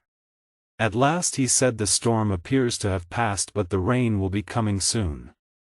I'll go up and finish thatching the ricks." "Gabriel, you are kind to me. Oh, why aren't the others here?" "Don't tell me, I know. They're all drunk in the barn, aren't they? It was my husband's fault." "Gabriel, I want to tell you something." The soft flashes of the dying lightning showed her face, very white against the black sky. "I care about your good opinion of me, so I want to explain why I went to Bath that night. It wasn't to marry Troy, it was to break off my relationship with him. Perhaps you wonder why I married him then? Well, I suppose I must tell you. It was because he told me he had seen a woman more beautiful than me, and said that if I wanted him as a husband, I must marry him at once. I was wild with love and jealousy, so I married him." Gabriel did not reply. "I'll bring some more straw up to you, shall I?" she offered. She made several more journeys before he noticed her tiredness. "I think you'd better go indoors now," he said as gently as a mother. "I'll finish the work alone." "If I'm useless I'll go," said Bathsheba. "But oh, if you fell. You aren't useless, but you're tired. You've done well. And you've done better," she said gratefully. "Thank you 1,000 times, Gabriel. Good night." She disappeared in the darkness. He went on thatching in a kind of dream. She had spoken more warmly to him tonight than she had ever done when she was unmarried and free to speak as warmly as she liked. The wind changed and became stronger. At the same time heavy rain started falling. As Gabriel worked on the top of the ricks, he suddenly remembered that 8 months before he had been fighting against fire in the same place as desperately as he was fighting against water now, and for love of the same woman who did not love him. It was not until 7 o'clock in the morning that Gabriel climbed down from the last rick exhausted and wet to the skin. He noticed figures coming out of the barn walking slowly and painfully to their homes. They all looked ashamed except Troy, who was whistling cheerfully as he entered the farmhouse. None of them thought of looking at the ricks. On his way back to Coggan's house, Gabriel met Boldwood. "How are you, sir?" asked Gabriel. "Yes, it's a wet day." "Oh, I'm very well, thank you." "You look a little different, sir." "No, you're wrong, Oak. I'm just the same. Nothing hurts me. But you look tired." "I've been working all night to get our ricks covered. Never worked so hard in my life." "Yours are safe, of course, sir." "Oh yes." Boldwood added after a silence, "What did you ask?" "Your ricks are all covered." "No, none of them. I forgot to tell the men to thatch them. I expect most of my wheat will be destroyed in this rain." "Forgot," repeated Gabriel to himself. It was difficult to believe that the most careful farmer in the area would lose all his harvest because of a moment's forgetfulness. This would never have happened before Boldwood fell in love with Bathsheba. Boldwood clearly wanted to talk although it was still raining heavily. "Oak, you knew I wanted to get married. I thought my mistress was going to marry you," said Gabriel sympathetically. However, nothing that we expect ever happens. He spoke with the calmness of a man used to disaster. Perhaps the villagers laugh at me, said Boldwood with a pretended lightness. Oh no, I don't think so. But the truth is that we were never engaged, so she never broke off the engagement, you see. But Boldwood could not remain calm. Oh Gabriel, he said wildly, I'm weak and foolish and I feel it's better to die than to live. After a silence he continued more normally. I've accepted the fact of her refusal now. I'm sorry of course, but no woman has ever controlled my life. Well, good morning. 14 Bathsheba discovers the truth. Summer turned into autumn, and one Saturday evening in October Bathsheba and her husband were riding home from Casterbridge Market. Yes, if it hadn't rained so hard I'd have won £200 easily, my love, Troy was saying. The horse I put my money on fell over in the mud, you see. Such bad luck. But Frank, said Bathsheba miserably, do you realize you've lost more than £100 in a month with this awful horse racing? It's foolish of you to spend my money like that. You'll promise not to go to the next race on Monday, won't you? It doesn't matter whether I go or not. I've already put money on an excellent horse in the Monday race. Don't cry, Bathsheba. If I'd known you were so cautious I'd never have. He did not finish what he was saying. Just then they noticed a woman walking towards them. Although it was almost dark, they could see that she was poorly dressed. Please sir, do you know what time the Casterbridge workhouse closes? She asked in a voice of extreme sadness. Troy jumped in surprise but kept his face turned away from her before replying, I don't know. When the woman heard him speak and looked up to his face, her expression showed both pain and happiness. She gave a cry and fell to the ground unconscious. Oh, poor thing, cried Bathsheba. I'll help her. No, stay on your horse and take mine, ordered Troy, jumping down. Take the horses to the top of the hill. Bathsheba obeyed and moved away. Troy lifted up the woman. I thought you were far away or dead, he told her in a strangely gentle voice. Why didn't you write to me, Fanny? I was afraid to. Have you any money? No. Here's all I have, it's not much. I can't ask my wife for any more at the moment. The woman said nothing. Listen, continued Troy, I'll have to leave you now. You're going to the Casterbridge workhouse. Well, stay there for tonight and tomorrow anyway, but I'll find somewhere better for you. I'll meet you on Monday morning at 10 o'clock on the bridge just outside town. I'll bring you all the money I can. Goodbye. At the top of the hill Bathsheba turned and saw the woman walking slowly on towards Casterbridge. Troy soon caught up with his wife. He looked very upset.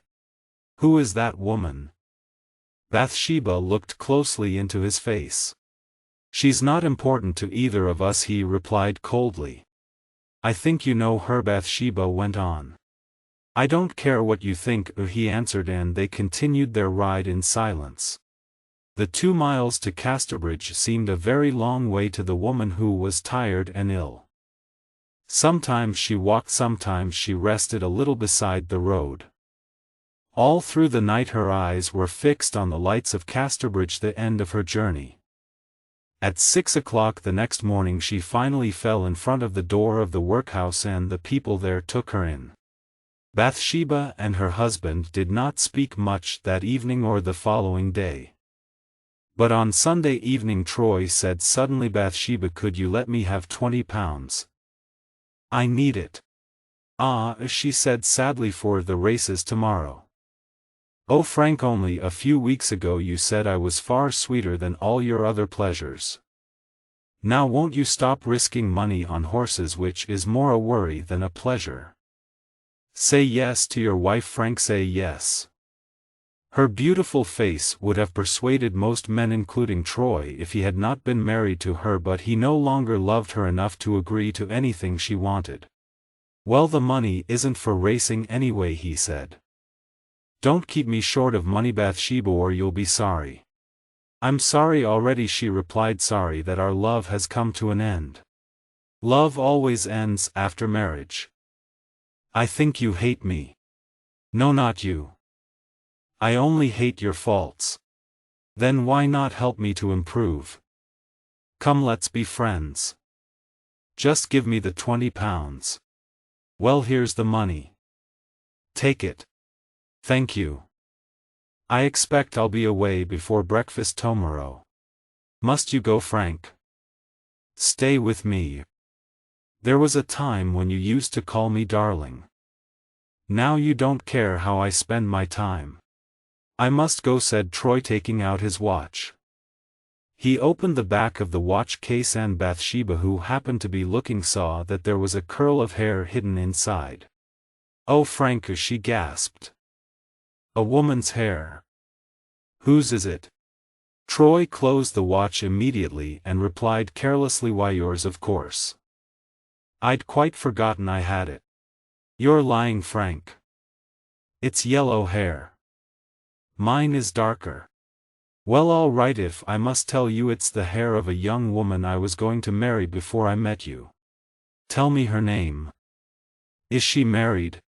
I can't tell you her name, but she's single. Is she alive? Is she pretty? Yes to both questions. How can she be pretty, poor thing, with hair that color?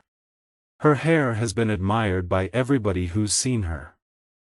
It's beautiful hair. Don't be jealous, Bathsheba. You shouldn't have married me if you didn't trust me. This is all I get for loving you so much, cried Bathsheba bitterly. I would have died for you when I married you, and now you laugh at my foolishness in marrying you. But you'll burn that hair, won't you, Frank, to please me? Troy only answered, I have a duty to someone in my past. Mistakes were made which I must put right. That's more important than my relationship with you. If you're sorry you married me, well, so am I. Frank, I'm only sorry if you love another woman more than me, said Bathsheba in a trembling voice. You like the woman with that pretty hair? Yes, it is pretty. Was she the woman we met on the road last night? Well, yes. Now you know the truth. I hope you're happy. You haven't told me everything. Tell me the whole truth, she said, looking bravely into his face. I never thought I'd beg a man to do anything, but my pride has all gone. Don't be so desperate, said Troy crossly. He left the room. Bathsheba was in deep despair. She knew that she had lost her independence as a woman, which she had been so proud of. She hated herself for falling in love so easily with her handsome husband, who she now realized could not be trusted. The next morning Troy left the house early. Bathsheba was walking in her garden when she noticed Gabriel Oak and Mr. Boldwood deep in conversation in the road. They called to Joseph Poorgrass, who was picking apples, and soon he came along the path to Bathsheba's house. Well, what's the message, Joseph? She asked, curious. I'm afraid Fanny Robin's dead, ma'am. Dead in the Casterbridge workhouse. No. Why? What did she die from? I don't know, ma'am, but she was never very strong. Mr. Boldwood is sending a cart to bring her back to be buried here. Oh, I won't let Mr. Boldwood do that. Fanny was my uncle's maid, and mine too. How very sad to die in a workhouse. Tell Mr. Boldwood that you will drive my new cart over to Casterbridge this afternoon to fetch her body. And Joseph put flowers on the cart for poor Fanny. How long was she in the workhouse? Only a day, ma'am. She arrived ill and exhausted on Sunday morning. She came on foot through Weatherbury. The color left Bathsheba's face at once. Along the road from Weatherbury to Casterbridge? She asked eagerly. When did she pass Weatherbury? Last Saturday night it was, ma'am. Thank you, Joseph, you may go. Later that afternoon Bathsheba asked Liddy what was the color of poor Fanny Robin's hair. I only saw her for a day or two. She used to keep it covered, but it was lovely golden hair, ma'am. Her young man was a soldier, wasn't he? Yes, and Mr. Troy knows him well. What? Mr. Troy told you that? Yes. One day I asked him if he knew Fanny's young man, and he said he knew him as well as he knew himself. That's enough, Liddy, said Bathsheba, her anxiety macang her unusually cross. 15. Fanny's revenge. That afternoon Joseph Poorgrass was bringing Fanny's coffin back from Casterbridge. Feeling a little frightened of the dead body behind him in the cart and depressed by the autumn fog, he stopped for some beer at a pub where he met Jan Coggan and Laban Tall. There Gabriel Oak found the three men completely drunk 2 hours later. As Joseph was clearly incapable of driving the cart, Gabriel drove it to Weatherbury himself. On the way into the village the vicar stopped him. "I'm afraid it's too late now for the burial," he said, "but I can arrange for the body to be buried tomorrow." "I could take the coffin to the church for the night, sir," offered Gabriel, hoping to prevent Bathsheba from seeing it. But just then Bathsheba herself appeared. "No, Gabriel," she said. "Poor Fanny must rest in her old home for her last night. Bring the coffin into the house." The coffin was carried into a small sitting room and Gabriel was left alone with it. In spite of all his care, the worst had happened and Bathsheba was about to make a terrible discovery. But suddenly he had an idea. He looked at the words written simply on the coffin lid, "Fanny Robin and child." With a cloth Gabriel carefully removed the last two words. Quietly he left the room. Bathsheba was in a strange mood. She felt lonely and miserable, but she had not stopped loving her husband in spite of her anxiety about his past. She was waiting for him to come home when Liddy knocked and entered. "Marianne has just heard something." She hesitated a little. "Not about you or us, ma'am. About Fanny. There's a story in Weatherbury that," Liddy whispered in her mistress's ear. Bathsheba trembled from head to foot. "I don't believe it," she cried. "There's only one name on the coffin lid. But I suppose it could be true." She said no more and Liddy went quietly out of the room. Bathsheba felt almost sure she knew the truth about Fanny and Troy, but she wanted to be certain. She entered the sitting room where the coffin lay. Holding her hot hands to her forehead she cried, "Tell me your secret, Fanny. I hope it isn't true there are two of you. If I could only look at you, I'd know." After a pause she added slowly, "And I will." A few moments later she stood beside the uncovered coffin. Staring in, she said, "It was best to know the worst, and I know it now." Her tears fell fast beside the dead pair in the coffin, tears for Fanny and for herself. Although Bathsheba, not Fanny, had married Troy in death, Fanny was the winner. She was taking her revenge now on Bathsheba for the difficulties she had experienced in her life. Bathsheba forgot the passing of time as she looked at Fanny's cold white face and yellow hair and did not realize Troy had arrived home. He threw open the door and came in. He did not guess who was in the coffin. "What's the matter? Who's dead?" he asked. Bathsheba tried to push past him. "Let me out," she cried. "No, stay, I insist." He held her arm and together they looked into the coffin. Troy stood completely still when he saw the mother and by. Little by little his shoulders bent forward and his face showed deep sadness. Bathsheba was watching his expression closely and she had never been more miserable. Slowly Troy knelt to give Fanny Robin a gentle kiss. Bathsheba threw her arms round his neck, crying wildly from the depths of her heart, "Don't kiss them. Oh Frank, no. I love you better than she did. Kiss me too, Frank. You will kiss me too, Frank." Troy looked puzzled for a moment, not expecting this childlike cry from his proud wife. But then he pushed her away. "I will not kiss you," he said. "Can you give me a reason?" asked Bathsheba, fighting to control herself. Perhaps it was unfortunate that she asked.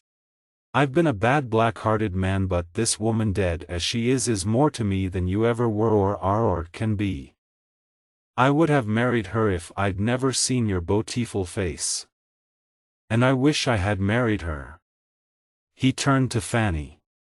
"But never mind, darling," he said, "in the sight of God you are my wife."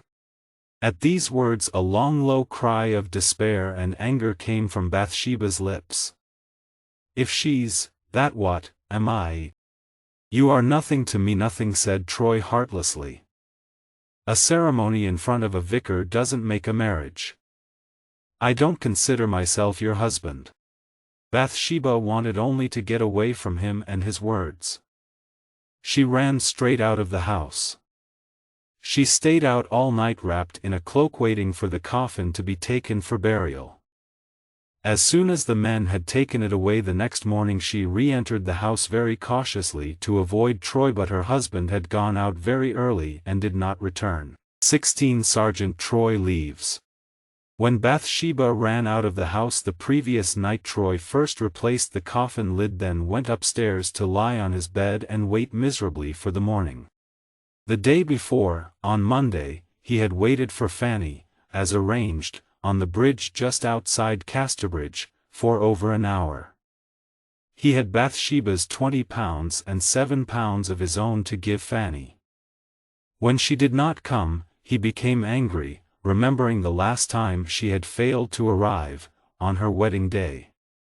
In fact, she was at that moment being put in her coffin at the workhouse, but he did not know that. He rode straight to the races at Budmouth and stayed there all afternoon. But he was still thinking of Fanny, and he did not risk any money on the horses. Only on his way home did he suddenly realize that illness could have prevented her from meeting him, and only when he entered the farmhouse that evening did he discover that she was dead. On Tuesday morning Troy got up and, without even thinking about Bathsheba, went straight to the churchyard to find the position of Fanny's grave. He continued on foot to Casterbridge to order the best gravestone available for £27, which was all the money he had. Having arranged for it to be put on the grave that afternoon, he returned to Weatherbury in the evening, with a basket of flowering plants. The new gravestone was already in place, and he worked solidly for several hours in the churchyard, putting the plants carefully into the soft earth of her grave. When it started raining, however, he decided to spend the rest of the night in the shelter of the church, and finish his planting in the morning. The rain that night was unusually heavy and water began to pour from a broken pipe on the church roof straight onto Fanny's grave. As the earth there had only recently been dug, the grave became a kind of muddy pool. Soon the plants were floating on top of the grave and then were washed away in the stream of water flowing through the churchyard. When Troy woke up stiff and still tired, he went out of the church to finish work on the grave. The rain had stopped and the sun was shining through the red and gold autumn leaves. The air was warm and clear. As Troy walked along the path he noticed it was very muddy and covered with plants. Surely these could not be the ones he had planted. He turned the corner and saw the damage the heavy rain had done. The new gravestone was stained with mud and there was a shallow hole in the grave where the water had poured in. Nearly all the plants had been washed out of the grave. This strange accident had a worse effect on Troy than any of his troubles, worse even than Fanny's death. He had tried to show his love for her, knowing that he had failed to do so when she was alive. Planting the flowers was also a way of softening his feelings of sadness and guilt at her death. And now his work had been destroyed. He was too depressed to start work on the grave again. He left it as it was and went silently out of the churchyard. A minute later he had left the village. Meanwhile, Bathsheba had spent a day and a night as a willing prisoner in a small bedroom in her house. Except when Liddy brought her food or messages, she kept the bedroom door locked so that her husband could not come in. Liddy knew there was trouble between husband and wife but did not know the reason. On Wednesday morning she brought breakfast up to Bathsheba. "What heavy rain we had in the night, ma'am," she said. "Yes, and there was a strange noise from the churchyard. Gabriel thinks it was water from a broken pipe on the church roof and he's gone there to see." "Are you going to the churchyard, ma'am, to look at Fanny's grave? Did Mr. Troy come in last night?" Bathsheba asked anxiously. "No, ma'am, he didn't. And Laban Tall says he saw Mr. Troy walking out of the village towards Budmouth," replied Liddy. "Budmouth 13 miles away." At once Bathsheba's heart felt lighter. "Yes, Liddy, I need some fresh air. I'll go to see Fanny's grave," she said, and after breakfast she walked almost cheerfully to the churchyard. She saw the hole in the grave and the expensive new gravestone but did not think it could be Fanny's. She looked round for a plain grave. Then she noticed Gabriel reading the words on the gravestone and her eyes followed his. This stone was put up by Francis Troy in loving memory of Fanny Robin, who died on October 9, 1866, aged 20. Gabriel looked anxiously at her to see if she was upset, but she remained calm. She asked him to fill in the hole and have the broken water pipe repaired. Finally, to show she did not hate the woman who had caused her such bitterness, she replanted the flowers herself and cleaned the muddy gravestone so that the words could be read clearly. Then she went home. Troy, meanwhile, was walking towards the south. He could not decide what to do next. All he knew was that he had to get away from Weatherbury. At the top of a hill he saw the sea, stretching for miles in front of him. Now he felt more cheerful, and decided to swim. So he climbed down the cliffs, undressed on the beach and jumped into the sea. The water was so smooth that he swam confidently out to where it was very deep. Here he was surprised and a little frightened to find that he was being carried further out to sea. He suddenly remembered that the Budmouth coast was famous for the number of swimmers drowned there every year, and he began to be afraid that he would soon be one of them. However strongly he swam, the sea pulled him further away from the coast, and he was already beginning to feel tired and breathless. Just then he saw a small boat moving out to sea, towards a ship. With his right arm he swam, and with his left he waved wildly, shouting as loudly as he could.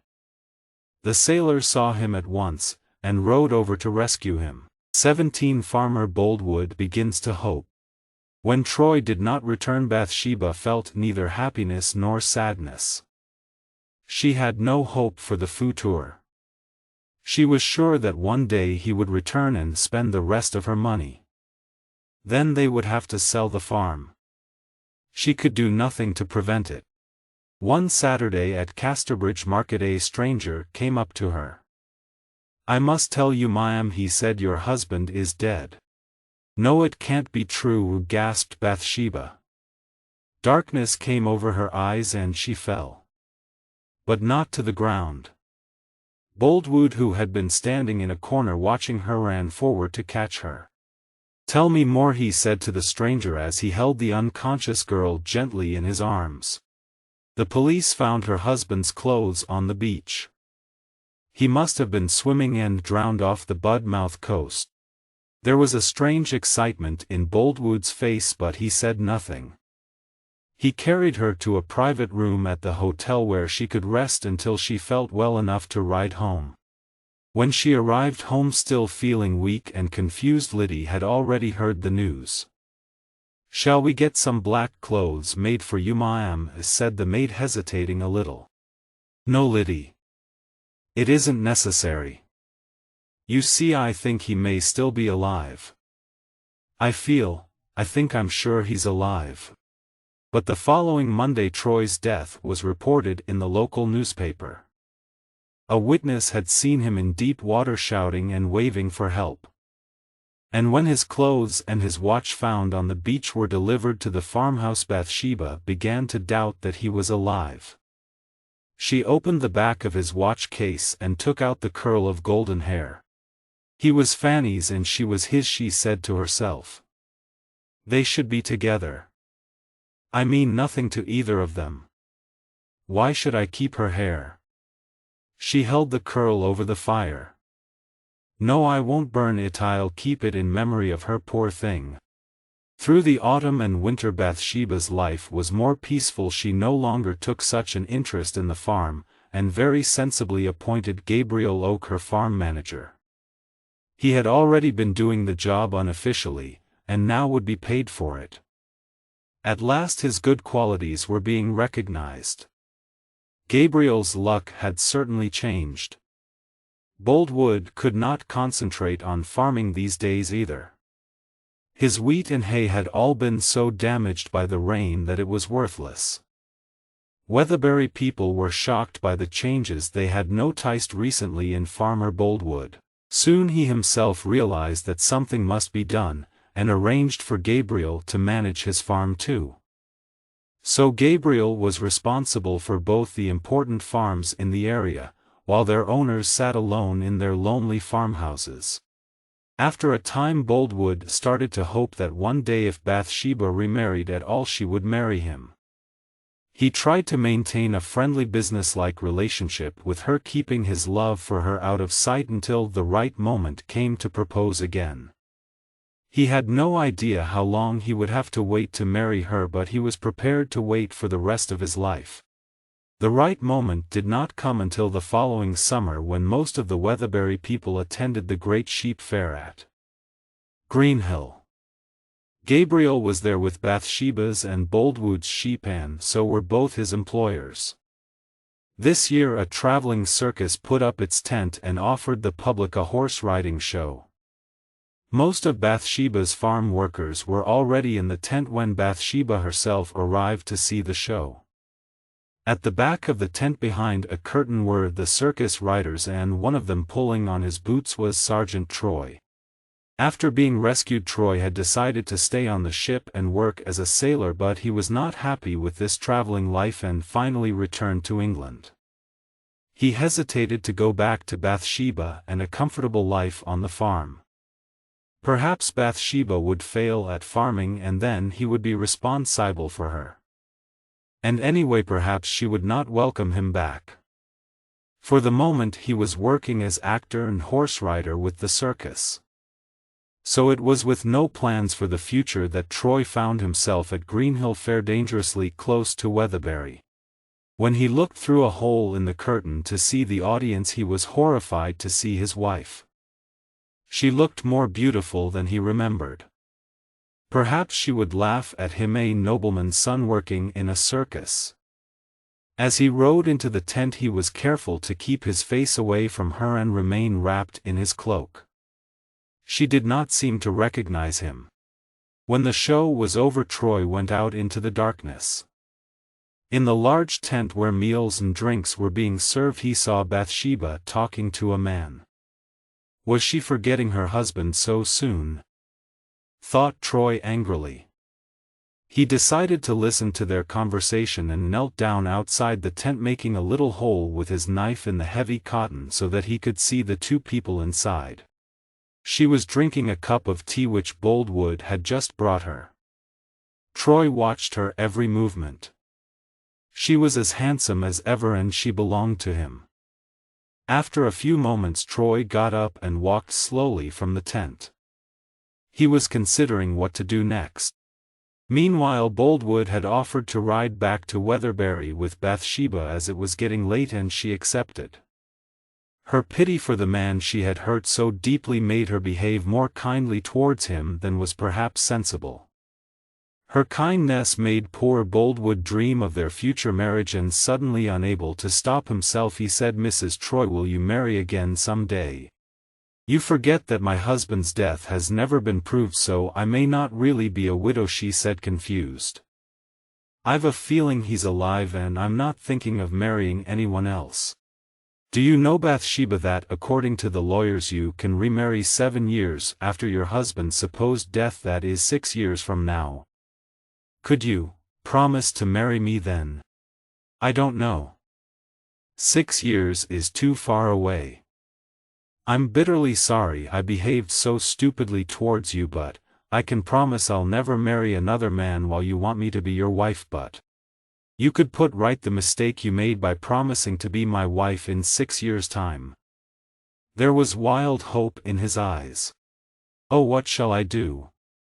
I don't love you, but if I can give you happiness by just promising, then I will consider and promise soon. Shall we say by Christmas? You'll promise at Christmas? Well, I'll say no more. As Christmas came nearer, Bathsheba became more anxious, and one day she confessed her difficulty to Gabriel. The saddest reason of all for agreeing to his proposal, she said, is that if I don't, I'm afraid he'll go mad. His feelings are so extreme. I don't say that because I'm vain, but I believe I hold that man's future in my hands. Oh, Gabriel, it's a terrible worry. Then why don't you promise, ma'am? I don't think people would think it wrong. The only thing that makes it wrong in my view is that you don't love him. That is my punishment, Gabriel, for playing that foolish trick with the valentine on him. Gabriel had given her a reasonable, sensible answer, as she knew he would, but she felt annoyed with his cool advice. Not once had he spoken of his love for her or said that he could wait for her too. She would have refused him, of course, but at least it would have shown that he still admired her. 18. Mr. Boldwood's Christmas Party. For months Weatherbury people had been discussing the party that Mr. Boldwood was going to give just before Christmas, and now the day had finally arrived. Bathsheba was getting ready for it. "I'm upset, Liddy. It's foolish of me, I know," she said. "I wish I didn't have to go to the party. I haven't spoken to Mr. Boldwood since the autumn when I promised to see him at Christmas, so I'll have to go. My black silk dress, please." "Surely you don't need to wear black tonight, ma'am. You've been a widow for 14 months now. That's a long time. No, if I wear a bright dress people will say I'm encouraging Mr. Boldwood." "How do I look, Liddy? I've hardly ever seen you look so lovely, ma'am. I risk offending him if I don't go." "Oh, I wish I could have continued as I've been for the last year or so, with no hopes or fears and no pleasures and no sadness." "If Mr. Boldwood asked you to run away with him, what would you say, ma'am?" said Liddy with a smile. "Now, Liddy, no joking. This is far too serious. I won't marry anyone for a long time. Get my cloak. It's time to go." At the same time in his farmhouse Boldwood was also dressing. He was trying on a new coat which had just been delivered. Tonight he wanted to look his best. Just then Gabriel entered to report on farm business. "Oh, Oak," said Boldwood. "You're invited to the party tonight, of course." "I'll try to come if I'm not too busy," said Gabriel quietly. "I'm glad to see you looking happier, sir." "Yes, I confess I'm cheerful tonight. But my happiness depends on a hope. Oak, my hands are shaking. Could you help me with the buttons on this coat?" And as Gabriel came forward to help, he went on feverishly, "Oak, does a woman keep her promise to become engaged?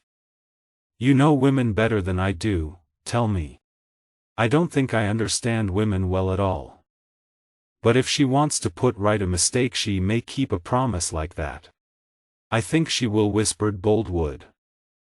"She says she can think of me as a husband 7 years after Troy's disappearance." 7 years, said Gabriel, shaking his head. "A long time." "But it isn't 7 years," answered Boldwood impatiently. "It's only 5 years, 9 months and a few days now. Don't build your hopes on her promise, sir. Remember, she disappointed you once. And she's young. She never promised me that first time, so she's never broken her promise to me yet. I trust her to keep her word. But let's talk business for a moment, Oak. You work so hard as my farm manager that I want you to have a larger share of the profits. I know a little about your secret. You have warm feelings for her too, but you've let me succeed in courting her. I want to show you how grateful I am for that. Oh, that's not necessary, thank you, said Gabriel hurriedly. I must get used to my disappointment as other men have. He left rather worried by Boldwood's strange manner.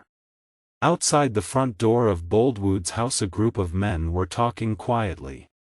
Sergeant Troy was seen in Casterbridge this afternoon, said Billy Smallberry.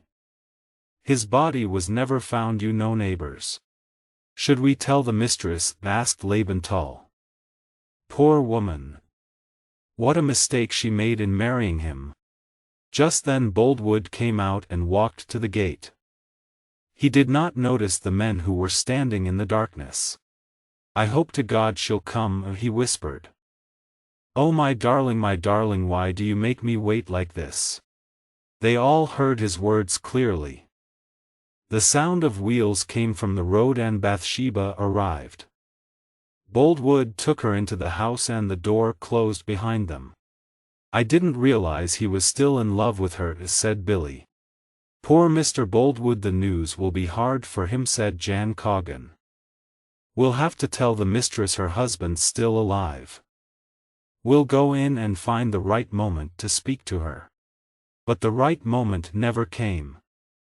Bathsheba had planned to stay at the party for only an hour, and she was in fact preparing to leave when Boldwood found her alone in an upstairs room.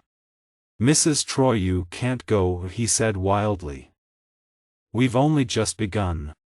I'd like to go now. I think I'll walk home. You know what I want to say to you. Bathsheba looked silently at the floor. You do give it. He said eagerly. Give what is? She asked Althog. She knew well what he meant. Your promise. Just a business arrangement between two sensible people who no longer think of love. To marry me in 5 to 6 years. You owe it to me. I have no feeling in that matter at all, she replied, hesitating. But if I must, I promise, if I'm really a widow. You'll marry me in 5 3/4 years' time. Let me think. I'll marry nobody else. Oh, I don't know. Is Frank really dead? Perhaps I should ask a lawyer. Say the words, my dear one, and I won't speak about it any more. A long engagement, then marriage, oh Bathsheba. Promise yourself to me, he begged wildly, forgetting his cool business-like manner. I've loved you so much and for so long. Very well, she said after a pause, I'll marry you 6 years from now if we're both alive and if my husband doesn't return. Then wear this ring for me. Boldwood took from his pocket a diamond engagement ring and held it out to her. No, I can't. I don't want anyone to know. Just wear it tonight to please me. Bathsheba could say no more and weakly let him put it on her finger. He left her. In a few minutes she was calmer. She put on her cloak and went downstairs. She paused at the foot of the stairs. Boldwood was standing near the fire and he had just noticed that a group of villagers were whispering among themselves. What's the matter, men? He asked cheerfully. Is anybody engaged or married, born or dead? Tell us the news, Tall. I wish somebody was dead, replied Laban Tall in a whisper. What was that, Tall? Asked Boldwood. Speak out if you have anything to say. At that moment there was a knock on the front door. One of the men opened it. A stranger wants to see Mrs. Troy, he said. Ask him to come in, said Boldwood. The message was given and Troy, wrapped up to his eyes in the cloak, stood in the doorway. Those who knew he was in the area recognized him immediately. Boldwood did not. He said, Come in, stranger, and have a Christmas drink with us. Troy entered, threw off his cloak and looked Boldwood in the face. But it was only when he laughed that Boldwood recognized the man who had destroyed his hope and happiness once and was about to do it again. Troy turned to Bathsheba. She had dropped miserably onto the lowest stair. Her mouth was blue and dry, her eyes empty and staring. He said, "Bathsheba, I've come here for you." She did not reply. "Come home with me, do you hear?" He went towards her. A strange thin voice full of despair came from the fireplace. "Bathsheba, go with your husband," said Boldwood. She did not move, and when Troy stretched out his hand to pull her towards him, she fell back with a quick low scream. A second later there was a loud bang and the hall was filled with smoke. At Bathsheba's cry, Boldwood's despair had turned to anger. From the wall above the fireplace he had taken a gun and shot Troy, who now lay very still. Boldwood turned the gun on himself but was stopped by one of his men. "It doesn't matter," Boldwood gasped. "There's another way to die." He crossed the room to Bathsheba and kissed her hand. Then he went out into the darkness before anyone could prevent him. 19 Bathsheba and Gabriel. Gabriel arrived at Boldwood's house about 5 minutes after the shooting. The villagers were all shocked and silent, but Bathsheba was sitting on the floor calmly holding Troy's head. "Gabriel," she said simply, "I'm afraid it's too late, but ride to Casterbridge for a doctor. Mr. Boldwood has shot my husband." Gabriel obeyed at once, and while riding along was thinking so hard about the shooting that in the darkness he failed to notice a man walking along the road to Casterbridge. That man was Boldwood on his way to Casterbridge to confess to his crime. Bathsheba ordered the body to be removed to her house, and by herself she washed and dressed her dead husband for burial. But when the doctor, the vicar, and Gabriel arrived and she no longer needed to be strong, her self-control finally broke and she became very ill. On the doctor's advice she was put to bed, and her illness continued for several months. At his trial the following March, Boldwood was found guilty of murder, for which the usual punishment was death. However, Weatherbury people began to protest publicly that he should not be held responsible for the crime. Over the last few weeks the villagers had noticed how his moods changed from wild despair to feverish excitement. He had forgotten his farm and even lost the previous year's harvest. And a pile of carefully wrapped parcels of dresses and jewels was found at his house, addressed to Bathsheba Boldwood and dated 6 years ahead. These were accepted by the judges as signs of his madness, and in the end Boldwood was sent to prison for life. Gabriel knew that Bathsheba blamed herself for Troy's death, and would have blamed herself even more for Boldwood's. Her health improved only very slowly. She hardly ever went out of the house or garden and did not discuss her feelings with anyone, even Liddy. But by the summer she was beginning to spend more time in the open air, and one August evening she walked to the churchyard. She could hear the village children inside the church practicing their singing for Sunday. She went straight to Fanny's grave and read Troy's words on the large gravestone. This stone was put up by Francis Troy in loving memory of Fanny Robin, who died on October 9, 1866, aged 20. Underneath on the same stone were the words she had added. In the same grave lies Francis Troy, who died on December 2, 1867, aged 26. As she listened to the sweet voices of the children coming from the church and thought of the pain she had experienced in her short life, tears came to her eyes. She wished she were as innocent as those children again. She was still crying when she suddenly noticed Gabriel Oak, who had come up the path on his way to the church and was watching her sympathetically. "Are you going in?" she asked, trying to dry her tears. "I was," he replied. "I'm one of the church singers, you know, and tonight's my practice evening. But I don't think I'll go in now." There was a pause while they both tried to think of something to say. At last Gabriel said slowly, "I haven't seen you to speak to for a long time. Are you better now?" "Yes, I am," she replied. "I came to look at the gravestone. 8 months ago it happened," said Gabriel. "It seems like yesterday to me." And to me it seems like long years ago. There's something I must tell you, said Gabriel, hesitating. The fact is, I won't be your farm manager much longer. I'm thinking of leaving England and farming in America. Leaving England? She cried in surprise and disappointment. But everyone thought you would rent poor Mr. Boldwood's farm and manage it yourself. The lawyers have offered it to me, it's true. But I'll be leaving Weatherbury next spring. I have my reasons. And what shall I do without you? Oh, Gabriel, we're such old friends. You've helped me so much in the past, and now that I'm more helpless than ever, you're going away. It's unfortunate, said Gabriel unhappily. It's because of that helplessness that I have to go. And he walked so quickly out of the churchyard that she could not follow him. In the next few months Bathsheba noticed miserably that Gabriel communicated with her as little as possible, and then only by messenger. She could not avoid thinking that he, the last friend she had lost interest in supporting her and was about to desert her. On the day after Christmas she received the letter from him which she had been expecting. In it he explained that he would leave the farm in 3 months' time. Bathsheba sat and cried bitterly over this letter. She was deeply hurt that Gabriel no longer loved her.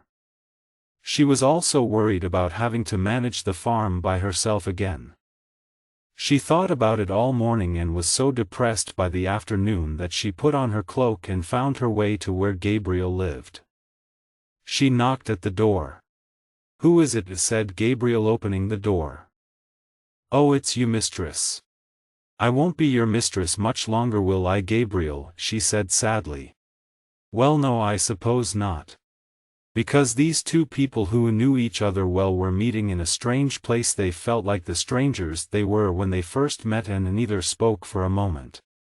Gabriel, perhaps I shouldn't have come, but I thought I must have offended you, and that's why you're going away." "Offended me? You couldn't do that, Bathsheba." "Couldn't I?" she said gladly. "But then why are you going?" "I'm not going to America, you know. I decided not to when you seemed against the idea. No, I've arranged to rent Mr. Boldwood's farm, and I could have been your farm manager as well if people hadn't said things about us." "What?" said Bathsheba, surprised. "What things?" "Well, if you must know that, I'm just waiting and hoping for the chance to marry you someday." "Marry me? That's too foolish, too soon, to think of." "Yes, of course it's foolish. I certainly agree. Too soon were the words I used. I'm sorry, but I think you said too foolish." "I'm sorry too," she replied with tears in her eyes. "Too soon was what I said. But it doesn't matter a bit, not at all, but I only meant too soon." "Indeed, you must believe me." Gabriel looked into her face for a long time. "Bathsheba," he said, coming closer, "if I only knew one thing, whether you'd allow me to love you and marry you after all, if I only knew." "But you never will know," she whispered. "Why not?" "Because you never ask." "Oh," said Gabriel delightedly. "My darling. You should never have sent me that cruel letter this morning. It shows you don't care a bit about me." "Now, Bathsheba," he said, laughing, "you know very well that I had to be very careful as a single man working for you, a good-looking young woman. I've been so worried about your good name. That's why I was going to leave. And that's the only reason." "Oh, I'm so glad I came," she cried thankfully as she got up to leave. "I've thought so much more about you since I imagined you didn't even want to see me again. But Gabriel, I shouldn't have come to visit you. I seem to be courting you." "How awful." "Well, I've courted you, my beautiful Bathsheba, for a very long time, so one visit from you isn't much to ask." As he walked back to the farmhouse with her, they talked of his plans for Boldwood's farm. They spoke very little of their feelings for each other. They were such old friends that expressions of love were probably unnecessary. Their shared interests and their long friendly relationship had given them a complete understanding of each other's character, and this finally developed after their wedding into a love that nothing could destroy.